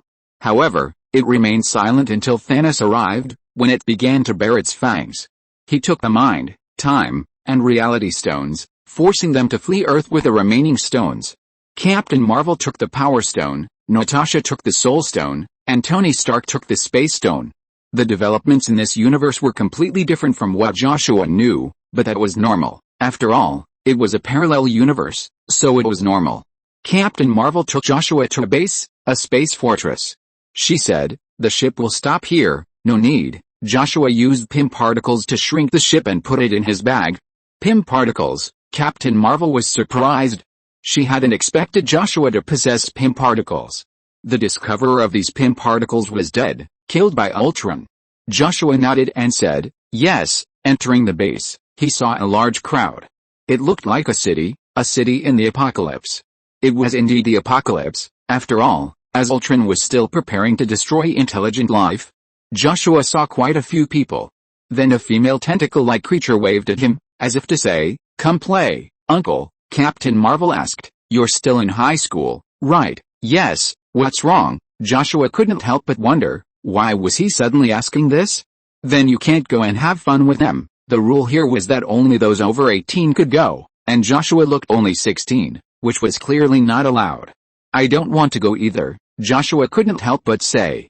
With so many girls in his family, there was no need to go looking for a strange tentacle-like creature. "Next, we need to register your information so you can be considered a member," Captain Marvel said. "I didn't want to join you," Joshua suddenly said. He was just here for tourism, and it was just a coincidence that we ran into a war. Captain Marvel was stunned. "If you join us, you'll be guaranteed safety and even food." "I don't need that," Joshua said. He had enough food and no danger, so why would he join them? Captain Marvel suspected Joshua was mentally unstable and couldn't help but ask, "If you're not here, you might encounter Ultron's army. Aren't you afraid of death?" "No one should be able to kill me now," Joshua said. Captain Marvel thought Joshua was bragging and said, "How about we fight?" Joshua shook his head. Captain Marvel looked at Joshua with disdain. He didn't dare to talk like that, yet he dared to do so. Joshua said, "You're too weak. You don't deserve to fight me, not worthy." Captain Marvel laughed in anger. Her energy emanated from her, and she said, "I'm going to teach you a lesson. Fight." The people nearby cheered, and then someone shouted, "Stop." Joshua turned and saw Tony Stark and Captain America approaching. Tony Stark said, "Fighting here will destroy this place. Let's fight outside." Captain Marvel said, "What's there to be afraid of? If you're a man, fight me." Joshua spread his hands and said, "Are you sure you want to fight a high school kid?" Chapter 167, Trash Gems. Captain Marvel clenched her fists. She hadn't been this angry in a long time. This little brat was really infuriating. Captain America said, "He's still just a kid." Captain Marvel felt even more disgusted by Joshua. Tony Stark said, "Hello." "Hello." Joshua nodded. Tony Stark looked at Joshua and said, "Do you have any special abilities?" Like breathing fire, they were in desperate need of high-end combat power, someone who could help them. Joshua said, "I won't join you." "Not joining us? Then you might face tens of thousands of Ultron robots. He now possesses the Reality Stone and can create countless robot armies with a single thought," Tony Stark said. Countless robot armies were constantly flying out from Earth. They possessed interstellar technology, making the journey from Earth to here only 2 days. And as Ultron gained experience, each time he advanced a little faster than the last. If this continued, they would soon have nowhere to escape. Tony Stark was building a time travel machine. When their existence here could no longer be realized, he would take the remaining humans and leave this universe, seeking their own paradise. "So," Joshua asked. "You will die?" Captain Marvel said. Tony Stark nodded. Joshua glanced at the enraged Captain Marvel and said, "I won't. These robots are too weak." "Forget the robots, even Ultron couldn't harm him at all. A 6-gem Ultron would at best break his defenses, but that was all." "Too weak," Captain Marvel couldn't help but exclaim. "You alone," Captain Marvel couldn't help but taunt Joshua. "You're just a little brat who knows nothing. I don't know how you've managed to survive." Joshua raised his hand and with a flick of his wrist, sent Captain Marvel flying. Captain Marvel's body pierced the steel barrier and flew into space. Captain America was surprised. What was wrong with this young man? How could he easily send Captain Marvel flying? Tony Stark couldn't help but step back before saying, "Shut up." Ugh. A furious Captain Marvel rushed back, attempting to knock Joshua away. But Joshua easily grabbed her hand and punched Captain Marvel in the face.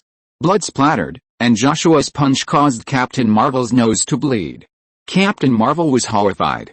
How could someone with a power stone be injured? Joshua kicked Captain Marvel away, and he exclaimed, "So weak." A purple light emanated from Captain Marvel, as she harnessed the power of the Power Stone. Like a purple meteor, she charged towards Joshua. Joshua asked, "Is that all?" He easily blocked Captain Marvel's attack, then delivered a powerful punch that sent her flying, knocking her unconscious. Tony Stark immediately used the Space Stone to retrieve Captain Marvel. He handed the unconscious Captain Marvel to Captain America and said, "We need your help." Joshua was so powerful, if he held the stone, he should have a chance of defeating Ultron. As long as they could defeat Ultron, they could continue. So, for the sake of their survival, he was happy to hand the stone to Joshua. Joshua looked at Stark and said, "Why should I help you?" Captain America couldn't help but say, "We're all human. You expect me to help you just because we're all human? Are you naive, or do you think I'm a high school student and easy to fool?" Joshua asked. Tony Stark said, "We can give you the stone." Joshua looked at the stone in Tony Stark's hand and couldn't help but say, "This thing is of no use to me." To him now, the Infinity Stones were no different from stones. What the stones could do, he could do better. What the stones couldn't do, he could do too. So, he didn't need the stones anymore. Tony Stark asked, "What do you want?" You can't give me what I want." "Better not make things difficult for yourself," Joshua said. Seeing no way to convince Joshua, Tony Stark said, "You can wander around here." Tony Stark left. As long as Joshua was still here, he still had a chance to convince him. He needed to figure out how to convince him. Captain America helped Captain Marvel away. Tony Stark said, "I'll repair the fortress later." "What?" Joshua asked, restoring the parts he had destroyed. Tony Stark smiled and said, "Welcome to humanity's last bastion." Joshua nodded. Peter lived in a poor environment. He stared at the sky, more artificial than sky. Ever since Aunt May and Mary Jane were killed, he had been in a daze. He wanted revenge, but Ultron, possessing the 3 Infinity Stones, was too powerful for him to defeat. He was drunk. He had just gotten engaged to Mary Jane when Ultron attacked them. Images of his friend's death recurred in his mind, leaving him in agony. Then, a sexy female tentacle monster said to Peter, "Let's have fun. I'll make you forget your pain." She possessed the ability to temporarily make people forget their pain. Peter nodded and began to make out with her. Peter gradually forgot his pain, his mind filled with only pleasure. Time passed. Then, a young man spoke up, "You're having an affair with an alien." Joshua was curious about Peter. He looked as if he'd been through a lot. Peter glanced at the still young boy and said, "This isn't a place for a child." The female alien glanced at Joshua stealthily and said, "Actually, we can just find a place where there's no one around. I won't tell you, and if you don't, no one will know." Joshua didn't want to be in Peter's shoes. Furthermore, the female alien had clearly been transformed into puff pastry by Peter, and the thought of it was too much for him to bear. Joshua shook his head and said, "I'm just curious why Spider-Man has become like this. My family, my lover, my best friends are all dead, killed by the damn Ultron." Peter growled. "So you've given up?" Although they were both Peter, the difference was obvious. The Peter in his world was obviously stronger than the Peter in front of him. "Then what else can I do?" Peter said. Joshua sighed and said, "You wasted your brain."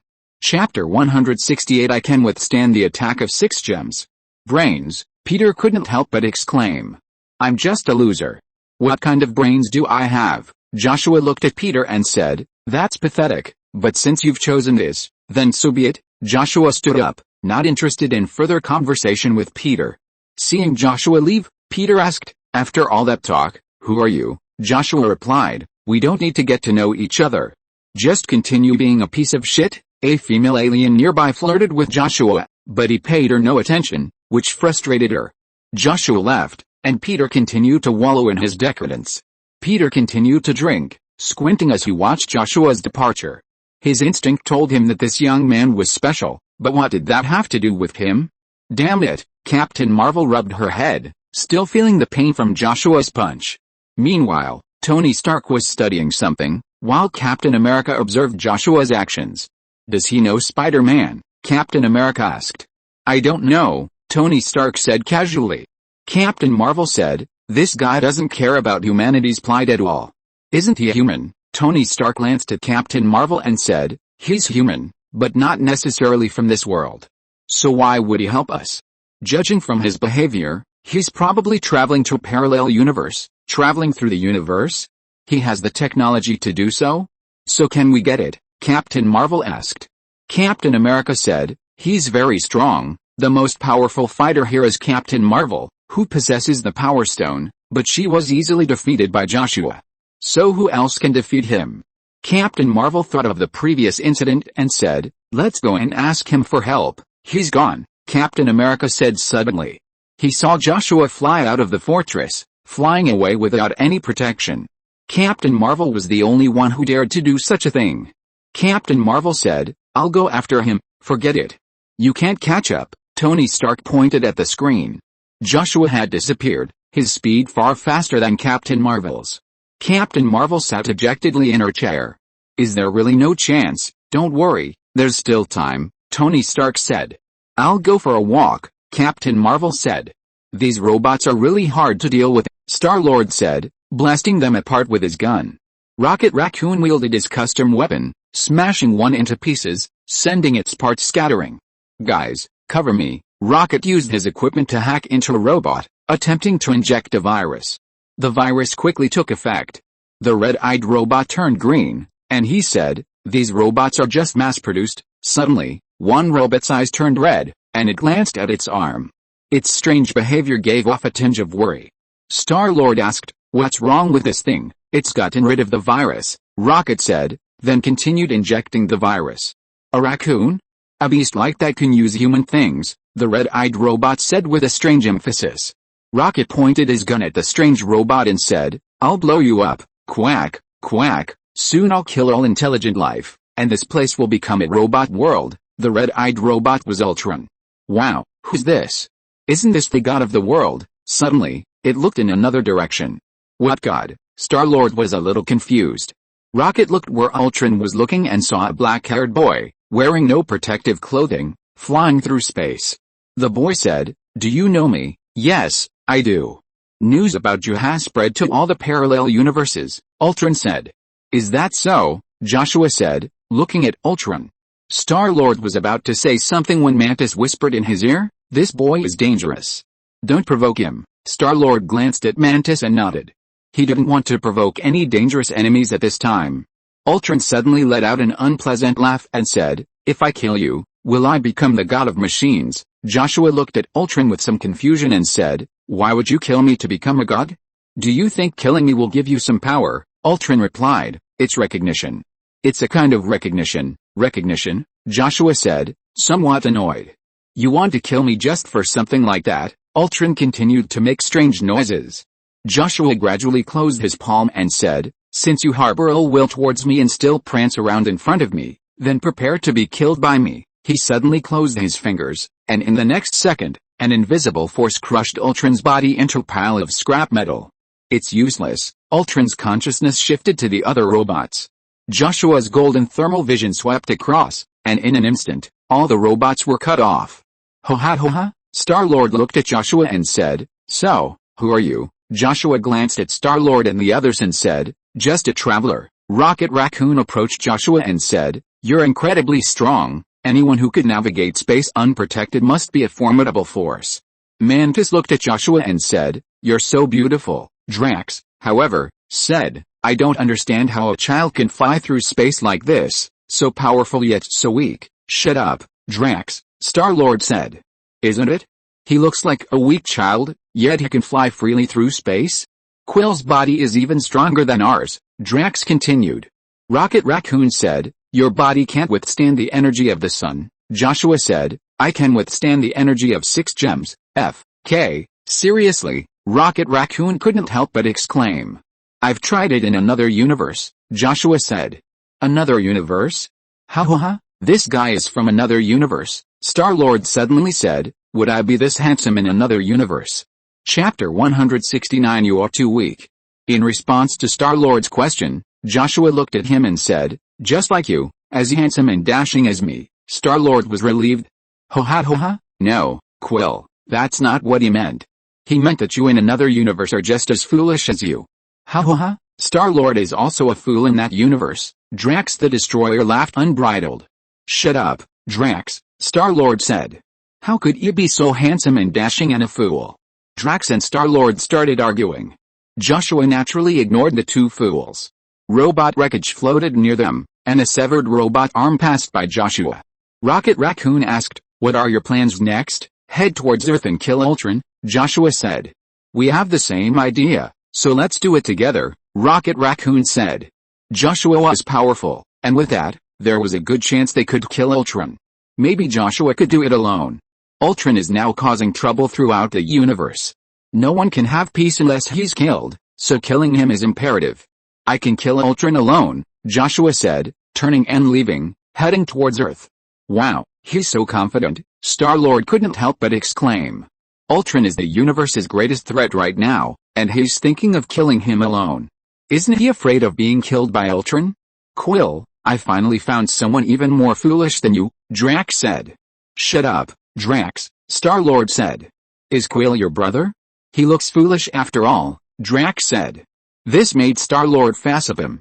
"Why is this idiot talking so much?" "We have to go," Rocket said, quickly returning to his spaceship, preparing to head to Earth. "Wait for me," Mantis said, and the others followed suit.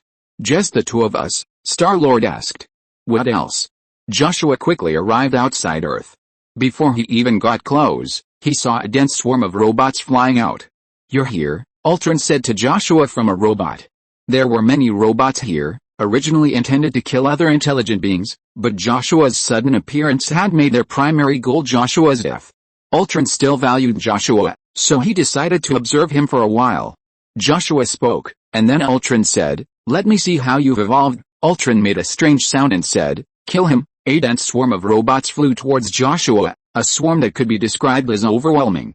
The robots obscured his vision, which made Joshua somewhat unhappy. It looked like a swarm of bugs attacking him, only these bugs were larger. A battle? Probably not. After all, even if he allowed the robots to attack him, he wouldn't be hurt. Joshua's eyes suddenly turned golden, and the next second, golden thermal vision was released, piercing countless robots. Joshua's vision began to move rapidly, destroying large numbers of robots. These robots were utterly vulnerable to Joshua. Earth. Ultron silently observed Joshua's abilities, analyzing them and crafting robots. With enough data, he felt he could kill Joshua. Furthermore, he possessed 3 Infinity Stones, allowing him to escape with a Time Stone even if he couldn't defeat him. His tolerance for error was exceptionally high. More and more data appeared on the screen. Ha ha ha, Ultron laughed. By this time, he had taken on the form of Vision, now covered in a suit of armor. Vision's body had originally belonged to him. "You can't win." Scarlet Witch suddenly appeared, bursting from prison. She was haggard, looking as if she had been in prison for a long time. Crimson magical energy swirled around her. "If I weren't interested in your power, I would have killed you," Ultron said with some displeasure. Wanda was now the only person on Earth, and he hadn't killed her because he was intrigued by her magic. Unexpectedly, her repeated resistance infuriated him. "I'm going to kill you." Scarlet Witch flew away, and then crimson energy suddenly transformed into sharp spikes that attacked Ultron. The robots in her path were easily destroyed. Ultron's reality stone shone brightly, and the next second, Wanda's crimson energy was gradually transformed, ultimately transforming into robots. Ultron had altered reality, transforming Wanda's energy into specialized robots that were subservient to him, some of which were imbued with Wanda's magic. This was the perverse power of the reality stone. These enchanted robots turned and attacked Wanda. Wanda used her magic to form a shield, but was still blasted away in an instant. Wanda's body crashed through the wall and slammed into the rubble. Ultron couldn't help but exclaim, "You're overestimating yourself, Ultron," but the next second, crimson energy erupted from Wanda, instantly destroying everything around her. The crimson energy surrounded Wanda. The robots around her were instantly obliterated. She looked at Ultron and said, "I'm going to kill you." "Really?" Ultron said nonchalantly. He waved his hand, and the specialized crimson robots flew towards Wanda. Wanda immediately began fighting. "She hasn't fully awakened yet," a young man suddenly said. Ultron suddenly looked in the direction of the voice and saw a black-haired boy. Ultron's eyes narrowed suddenly. When seeing Ultron trying to attack him, Joshua raised a finger to his lips and said, "SHH." For a moment, Ultron felt unable to move. Joshua stepped closer to Ultron and said, "I'd like to see how powerful she is when she's fully awakened." Ultron frantically mobilized the power of his 3 gems, but even with the power of 3, he felt that even 3 gems couldn't break free from Joshua's restraints. "If you had 6 gems, you could break free, but now you only have 3, Joshua said. Ultron panicked and said, "You won't kill me, you're too weak." "I'm not interested, but she will kill you," Joshua said, looking at Scarlet Witch. A fully awakened Scarlet Witch should be quite powerful. After all, she almost killed Thanos in the movie. If you are listening to this novel on a channel other than Fanfic World, it means it was downloaded and re-uploaded without effort. We warmly invite you to visit our channel, Fanfic World. There you will find the original version of this story and many other novels of various genres. We look forward to seeing you dive into a world of incredible novels. Chapter 170. Are you here to deliver equipment? Scarlet Witch was awakening, and initially suffered a terrible beating from Ultron's robots. However, after a prolonged beating, Scarlet Witch finally fully awakened. The power that erupted from her instantly obliterated the robots that approached her. Wanda, completely frantic, waved her hand, and countless robots were instantly destroyed by the crimson energy. Ultron was also bewildered. How could this person suddenly possess such immense power? Scarlet Witch's power frightened him, and he knew he would die here today. Not wanting to die, Ultron attempted to transfer himself into another robot and escape. He tried, but found his consciousness could not leave this body. What was going on? Was it Joshua's fault? This guy was so annoying, but what power did he use to prevent him from transferring? Ultron pondered a solution, but it was clear Scarlet Witch wouldn't give him much time. Scarlet Witch quickly attacked. Joshua quietly retreated to a distance, now ready to watch the battle. Ultron's restraints vanished, and he angrily declared, "I will kill you." Ultron was furious. Did Joshua really think any random person could kill him? He was Ultron, the possessor of 3 Infinity Stones, a supervillain who had practically driven the entire universe to its knees. How could he be easily defeated by Scarlet Witch? He thought, let's kill Scarlet Witch and figure out the source of her power before we kill Joshua. We need to get going, Tony Stark declared. He observed Ultron fighting someone, and it was clearly Joshua. This was a once-in-a-lifetime opportunity. If they could kill Ultron, they could retake Earth.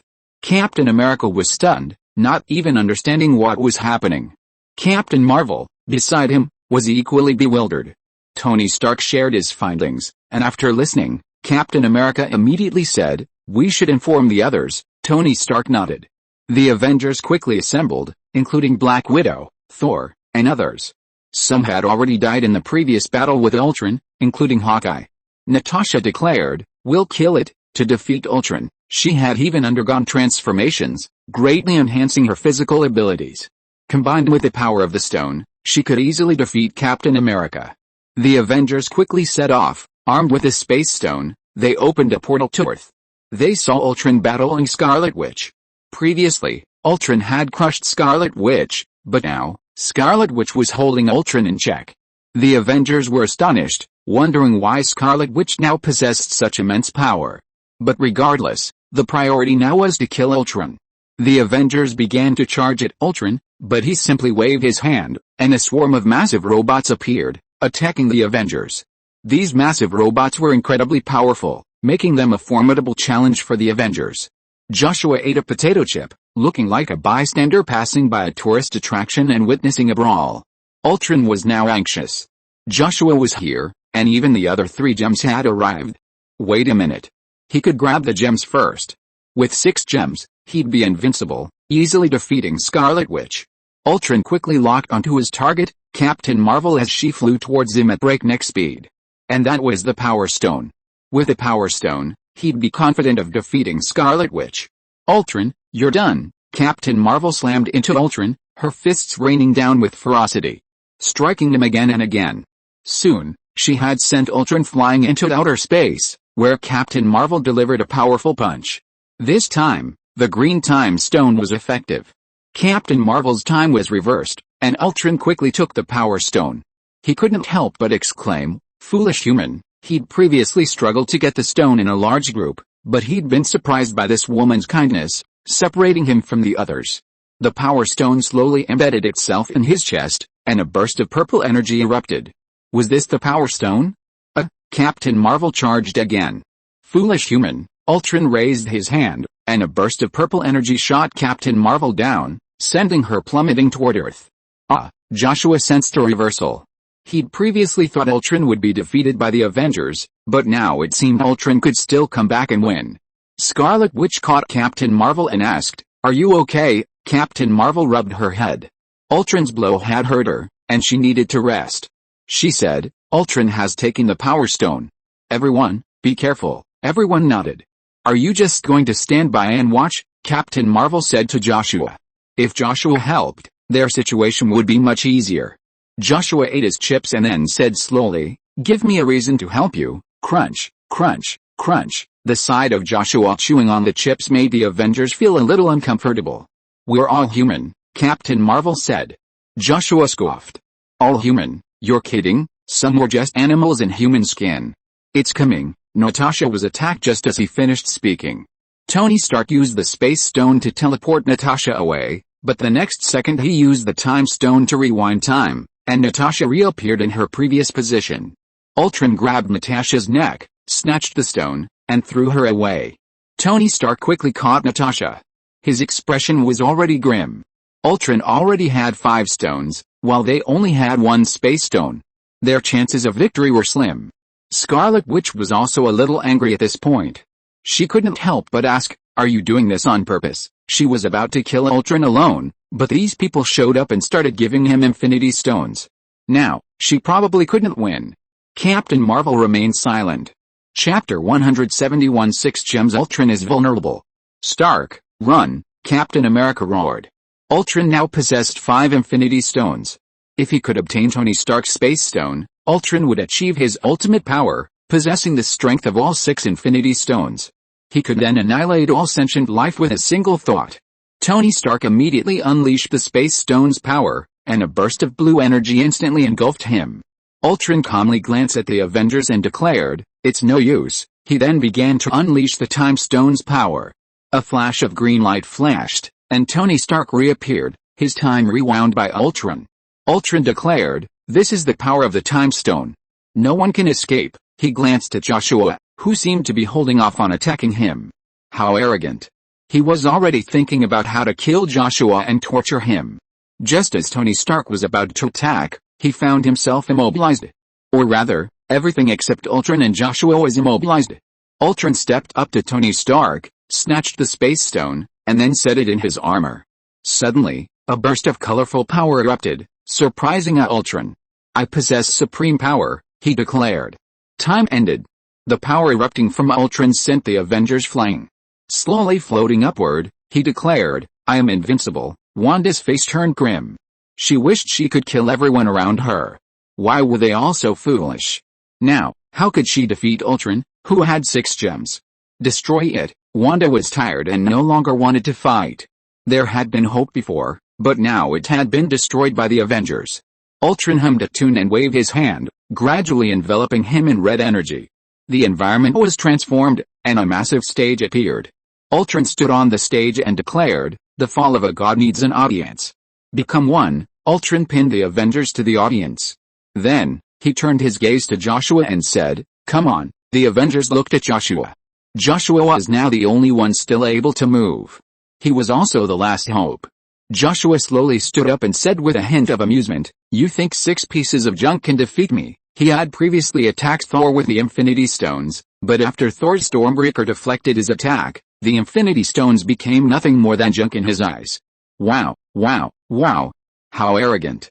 Come on, I'll show you the power of the stones, the power of the Infinity Stones. Ultron was clearly annoyed by Joshua's words, and his desire to kill him grew even stronger. Joshua took a step. With each step, the symbiote mass on his body increased. Soon, Joshua's body was completely covered, and a black cloak made of symbiote material appeared behind him. Halfway through the journey, Joshua took flight, landing on the stage. Ultron cheered, declaring, "You will die, but not now. I will torture you and humiliate you, just as you did to me before." The 6 gems on his body shimmered. Ultron growled, and then, in an instant, a burst of multicolored energy erupted from his chest, an attack that could easily pierce his star. Feeling Ultron's immense power, the Avengers felt a wave of despair. Such immense strength was simply invincible. "Is this light pollution?" Joshua couldn't help but exclaim. This attack was too dazzling. Joshua raised his hand, and golden energy erupted. Now he could release energy from his hands. This energy was his own, a force far more powerful than the universe itself. The golden energy collided with a multicolored energy, piercing it with overwhelming force, even piercing Ultron's chest. The golden energy even pierced the solar system. How is this possible? Ultron was bewildered. How could he, possessing all 6 gems, be so severely damaged by Joshua's blow? What was so powerful about him? How could he be so formidable? The Avengers were equally bewildered. They hadn't expected Joshua to be so abnormal, to injure Ultron with a single blow. Using the Time Stone's power to restore himself to his pre-destruction state, Ultron retreated in fear. He had to flee, or he would die. Joshua snapped his fingers, and everything around him began to shift. Ultron tried to move again, but the gems seemed useless. The gems were ineffective? Joshua spoke, "I created a universe, and within this universe, I am the rule. Therefore, your gems are useless, Ultron." The Avengers, creating a universe with a snap of his fingers? What kind of mythical figure is this? This power is comparable to that of a creator god, right? Joshua then pierced Ultron with a burst of heat vision, melting his body and sending the 6 gems plummeting to the ground. Joshua destroyed the universe he had created, and everyone returned to their previous universe. The Avengers regained their freedom. Captain Marvel picked up the 6 gems and said, "Let's restore the world." The Avengers nodded. Captain Marvel then used the gem's power to rewind time to the moment Ultron was about to be born. This time, Ultron was killed at birth. However, Captain Marvel was still affected by the gem's power, and it would take a long time for her to recover. After completing this, Captain Marvel walked over to Joshua and said, "These are yours." The power of the 6 gems was too great. If they fell into the hands of a bad person, it would bring disaster to the universe. However, if Joshua were to take possession of them, no one would be able to obtain them. She shuddered to imagine who could defeat Joshua. If even Joshua couldn't defeat him, then the universe would be powerless. Joshua looked at the gems. Did they want him to be their caretaker? Joshua thought for a moment and said, "Let's make a deal. I'll help you manage the gems, but you'll also help me spread the faith." Faith? Tony Stark pondered.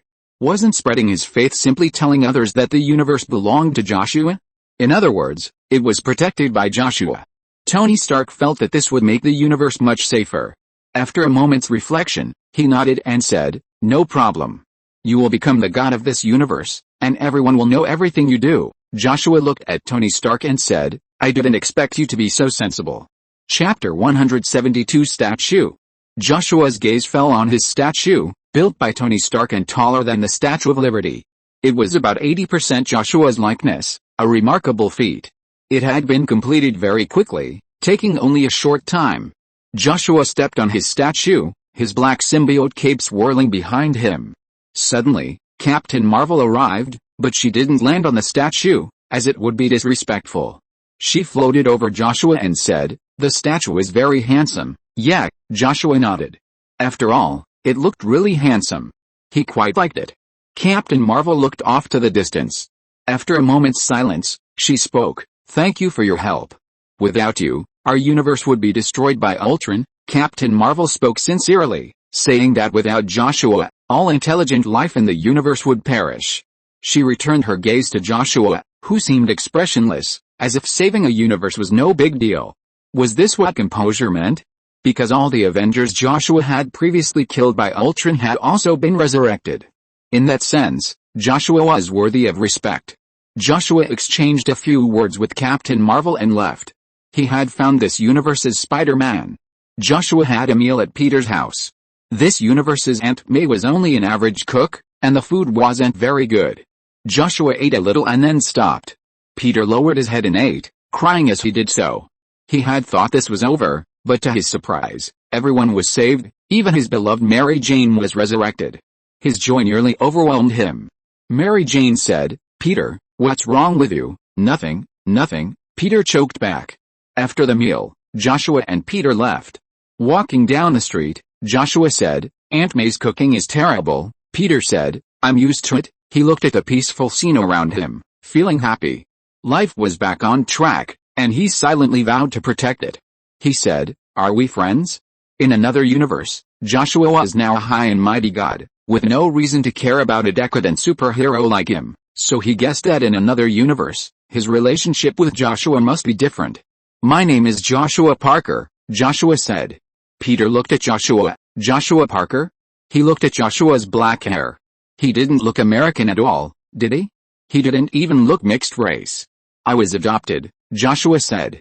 Adopted? Peter was a little surprised, but he could understand why Joshua's hair was black. "Where's Uncle Ben?" Peter was a little curious if Uncle Ben from another world was still alive. Hearing this, Joshua said, "I haven't met Uncle Ben. Aunt May adopted me after Uncle Ben died." Peter was silent. It turned out that Uncle Ben from another universe was also dead. He said, "With your strength, you should be able to save Uncle Ben." "Right, indeed, you can. That's why I prepared a time-traveling device for Aunt May. Using it will allow her to save Ben. But saving Ben would change the future, and you would disappear," Peter said. "That's right." After Uncle Ben's death, Aunt May, heartbroken, began traveling, reminiscing about the past. Then she discovered me. She found me in the wild. If she hadn't found me, I might have died, Joshua explained. Aunt May was afraid Joshua would disappear from her life, so she didn't dare take even the slightest risk. Peter said, "She loves you very much." "I know," Joshua said. Joshua looked up at the sky and said, "Uncle Ben can still be saved." "How?" Peter asked. "After Aunt May buries Uncle Ben. Resurrect him and bring him into the future. That way, He won't interfere with future events. But Aunt May has been without him for over a decade. Can she really accept him? Joshua asked. Peter's heart burned with passion. He asked, "Can you save my Uncle Ben?" Joshua looked at Peter and said, "You'd better discuss this with your family." Peter quickly returned home. Ben in this world had only been dead for about 2 years, so everyone was delighted to hear that Ben could be resurrected. Joshua resurrected Ben and brought him to the present. Joshua then quickly returned to his own universe. "What's wrong?" May looked at Joshua and asked. Joshua said, "I can save Uncle Ben, Aunt May." Seeing Aunt May didn't say anything, Joshua proposed his own plan. Aunt May stood up, stroked Joshua's hair, and said, "Loving him for so long is enough. Besides, he might dislike me, an old man. I can make you younger. I can even make you immortal," Joshua said. Aunt May couldn't help but laugh. "I can't guarantee I'll love him forever. What if we grow tired of each other? All that's left of each other is ugliness. So for now, it's fine. He's loved me his whole life, and I've loved him my whole life too. That's fine. He's become better and better in my memory. If he suddenly appeared before me now, I might discover his flaws and start to dislike him. So, it's fine this way. I miss him, and I can just go back and see him occasionally." Joshua fell silent. Seeing Joshua's silence, May kissed his forehead and said, "I love you, I love Peter, and I love this new family. I'm already very happy. Go play." "I'm going to cook," Aunt May said. Joshua sat on the sofa, looking at the ceiling. Just then, the little dragon landed on Joshua's lap. Joshua touched the little dragon and said, "Do you want to go back?" If the little dragon wanted to, he would make an exception and send it back to its universe. The little dragon snorted. In its universe, it was the target of bullying. Frost giants and Asgardians would take turns beating it with clubs, and it was still starving. Only a fool would go back. Isn't it good here? Food and shelter are provided, and no one dares to bully it. Someone even bathes it. Life like this is simply wonderful, isn't it? The little dragon said he didn't want to go back. Chapter 173 God. Just as Joshua was petting his dragon, Boa Hancock strode in. She sat on the sofa, legs crossed, and said, "Come here." The little dragon in Joshua's arms trudged over. Joshua looked at Boa Hancock and said, "Why aren't you in my world instead of yours? Ruling the world is too boring." "Why don't you find something fun here?" Boa Hancock said. She was retired, after all, now that her sister was the empress. Joshua understood this feeling. Ruling the world meant racking your brains to help it develop, but trouble would also follow. He nodded and said, "Ruling the world is boring." Boa Hancock petted her dragon and then said, "I plan to live here." Joshua was a little resistant to this. "There's no extra room," he said. "Can't you just renovate the house?" Boa Hancock continued. "No one here will serve you. You should go back. There are people in your world to serve you," Joshua said. "Shirahoshi is willing to serve me," Boa Hancock said. She had told Shirahoshi before, and she was willing to take care of her. "Shirahoshi isn't your slave," Joshua couldn't help but say. "She wasn't, but she's one of my people, so it's okay for her to take care of me," Boa Hancock continued. Joshua sighed. Never mind. He'd renovate the house later. But he had to go to another world. He'd be back before dinner. "I'll be gone for a while." With those words, he left this world.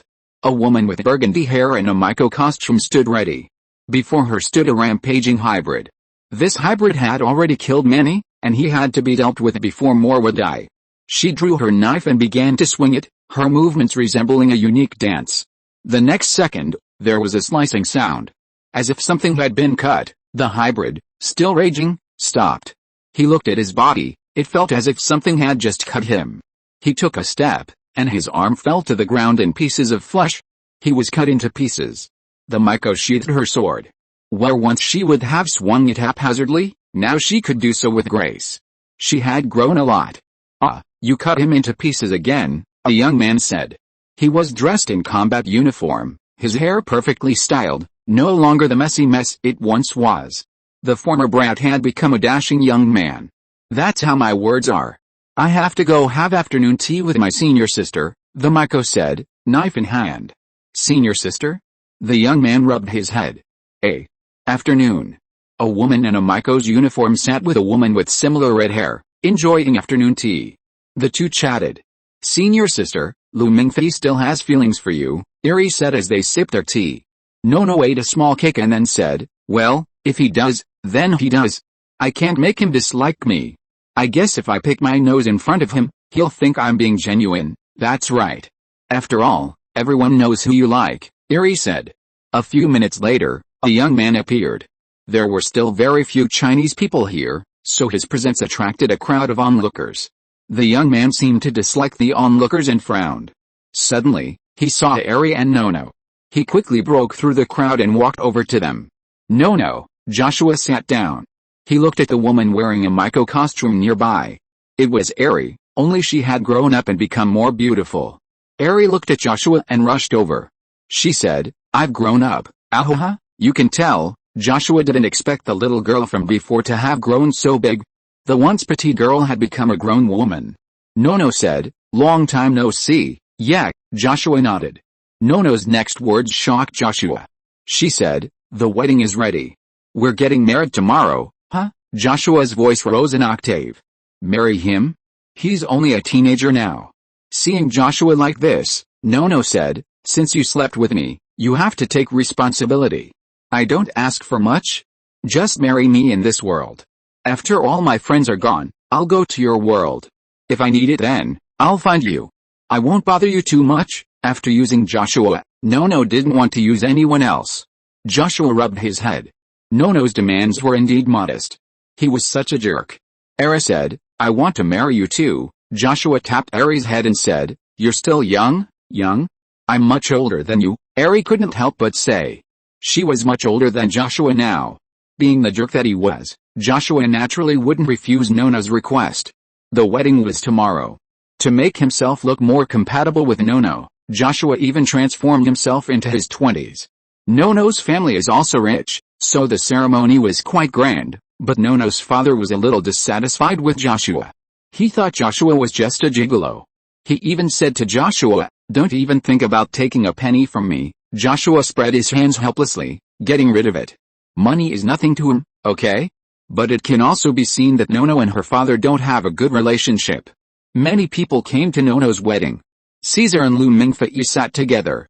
Caesar had always been smooth sailing before, but he didn't expect that he would fall on hard times because of Nono. The two sat together in frustration and even the atmosphere became frustrated. Chu Ziheng sat very straight. He ignored the two frustrated people next to him. "Joshua Parker, why do I feel that this name is a little familiar?" Chu Ziheng said. "Brother, Joshua is a god. He ruled the world a long time ago, but he disappeared a long time ago. Honestly, senior sister really did marry a god. In a sense, senior sister is marrying above her station," Lu Mingfei said. He felt that Nono and Joshua were not a good match because Joshua was obviously a scumbag. Lu Mingfei thought that Nono should find someone like her, not a god like Joshua. Some gods are very promiscuous. If senior sister married Joshua, what if he took senior sister with him? Lu Mingfei didn't dare to think about it anymore. He was heartbroken. "I have to work hard on writing. Come on, come on, come on." Chapter 174. A certain scientific railgun. The first day was Joshua's wedding to Nono, and the second was Eri's wedding to Joshua. Eri and Nono had already reached some kind of agreement. Joshua spent a few days with them before returning home. Eri and Nono shared the same choice. They planned to spend their lives with their loved ones, and only after their loved ones passed away would they come to Joshua. It was soon dinner time, and there were still quite a few people. While eating, Joshua pondered how to renovate the house. After dinner, he began the renovations. The renovations were quick, and everyone had their own room. Everyone was quite satisfied with the renovated rooms. Peter couldn't help but exclaim, "Finally, we don't have to squeeze in anymore." Living with two adult Peters wasn't particularly crowded, but he'd always felt cramped inside. Now, they wouldn't feel cramped anymore. Monday arrived. Joshua, carrying his school bag and riding his skateboard, went to school with Shirahoshi. Shirahoshi's gaze drifted towards Penny, who was piloting a mech and battling the Sandman. She'd seen this scene many times before. Previously, the Sandman had been imprisoned by the Spider Team, only to reappear and continue wreaking havoc. Shirahoshi asked, "Why does the Sandman always escape?" Joshua replied, "Someone's releasing the Sandman." "Huh? Why would they release the Sandman?" Shirahoshi was puzzled. "There's a new policy now. Anything destroyed by superheroes or supervillains will be compensated by the government at double the price. So, people are eager to see their belongings destroyed by supervillains or heroes. And since supervillains aren't killing people much anymore, they're releasing them to increase people's incomes, Joshua explained. The city is now flooded with people who have come to clean up the mess. They're so numerous that repairs can be completed in a matter of hours. Their efficiency is impressive. It's absurd that supervillains are even more popular than superheroes these days. It's like a farce. Bizing stroked his chin and said, "That's like increasing the employment rate, right?" "Yeah," Joshua nodded. After walking a few steps, Joshua's phone rang. He pulled it out and saw it was a call for help. A girl's mother had been bitten by a snake. "I'll be gone for a moment," Joshua said. "Bye, Joshua," Bizing said. Then she watched Joshua soar into the sky. "Nothing bad," the girl prayed. Her mother had been bitten by a venomous snake while working in the fields. She'd taken emergency measures, but it wasn't enough. The venom had spread. Her family had no car, and her father was away at work, so they couldn't help. Only Superman could save her mother. She knew Superman existed, knew some of his stories, even his phone number, which appeared in the scrolling subtitles below the TV. She'd seen him so often that she knew his number. With a nervous heart, she sent a message to Superman, asking him to come. She was terribly anxious. Her mother, now unconscious, pursed her lips. Suddenly, a young man's voice called out, "Please move aside." The girl looked up and saw Joshua. After a moment's pause, she quickly moved aside and watched him begin tending to the wound. Joshua was so quick that she felt as if she had blinked before he had already finished. "Done," he said. "So fast," the girl was surprised. "What else?" Joshua replied. "It was just snake venom, nothing to him." The girl then quickly took out all her money and said, "This is all I have. Do you think it's enough? If not, I'll lend you some more." The girl's family wasn't wealthy, they could barely make ends meet. Her money came from part-time jobs. Her mother now farmed, and their land was so small that they didn't have much money year-round. "I want this," Joshua said, taking a coin. "Huh?" the girl exclaimed in surprise. "Is that all? Take a little more, or I won't feel at ease." "Joshua, that's fine." Joshua took another coin and said, "I have to go to class. Bye." Then he took off into the sky. The girl couldn't help but say, "Even though they charge money, it's just a small amount." The woman slowly sat up and asked, "Am I dead?" This was. The girl supported her mother and said, "Superman saved you. That must have cost a lot, right?" "I heard Superman charges a lot." The woman's expression was bitter. The girl said, "He only asked for 2 coins. "Huh? Really?" The woman's brows knitted together. "Really? Go get some rest. Superman's fees are really low. If it were me, I'd definitely charge more. After all, it's a life," said a young man who had forwarded the message to Joshua. The middle-aged man beside him couldn't help but smile. "Superman didn't save people for money, right?" The young man continued, "If I were Superman, I'd charge 1 million to save one person." The middle-aged man shook his head, then said, "Don't talk about Superman. You'll be fired if you keep doing that." The young man, somewhat dissatisfied, said, "Tell me what's wrong?" "If I had his powers," the young man felt that if he had Joshua's powers, he wouldn't be like Joshua. Joshua was just a lucky guy. Joshua landed beside Shirahoshi. Shirahoshi asked, somewhat surprised, "So fast?" "It's just a small matter," Joshua said. Shirahoshi looked at the road and said, "Can you tell me what it was?" "A woman was bitten by a poisonous snake, and her daughter asked me to save her," Joshua began. Shirahoshi stroked his chin, putting on a detective-like expression, and said, "I guess you only took a small amount. Well, her family doesn't have much money, and I'm not short of it, so I just took 2 coins.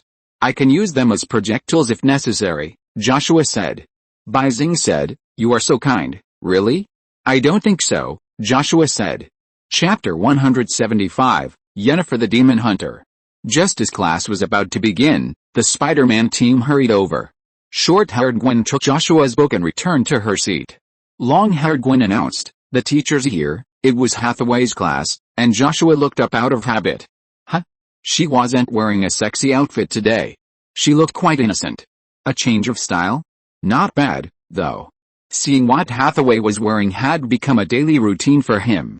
After a quick glance, He began reading a comic book, while Gwen listened intently.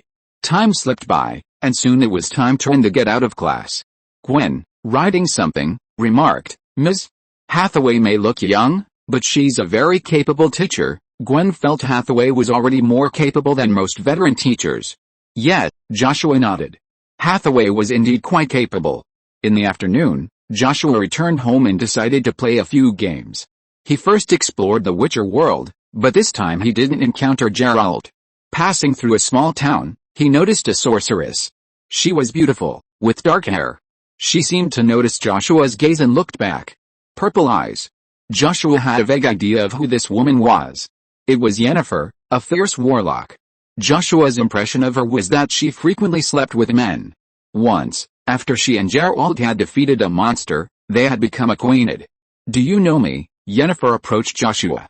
Joshua's previous glance had clearly indicated recognition, but she had no recollection of him. It made no sense. A man as beautiful as him, she couldn't possibly not know him. Perhaps she had seen her portrait. "I've heard a little about you," Joshua said. He wondered if she knew Geralt now. Joshua still remembered the first time he watched The Witcher. He was stunned by the many scenes of naked women, but later on, there were fewer. Among the scenes is a nude scene featuring Yennefer, still studying magic, hooking up with another sorcerer, the two of them enjoying sex in a cave. Yennefer, in love with this sorcerer, reveals her elven blood, a fact not widely viewed in this world. The sorcerer then reveals this secret to his master, a secret that ultimately becomes a powerful weapon against Yennefer. Disillusioned, Yennefer transforms her appearance to become extremely beautiful.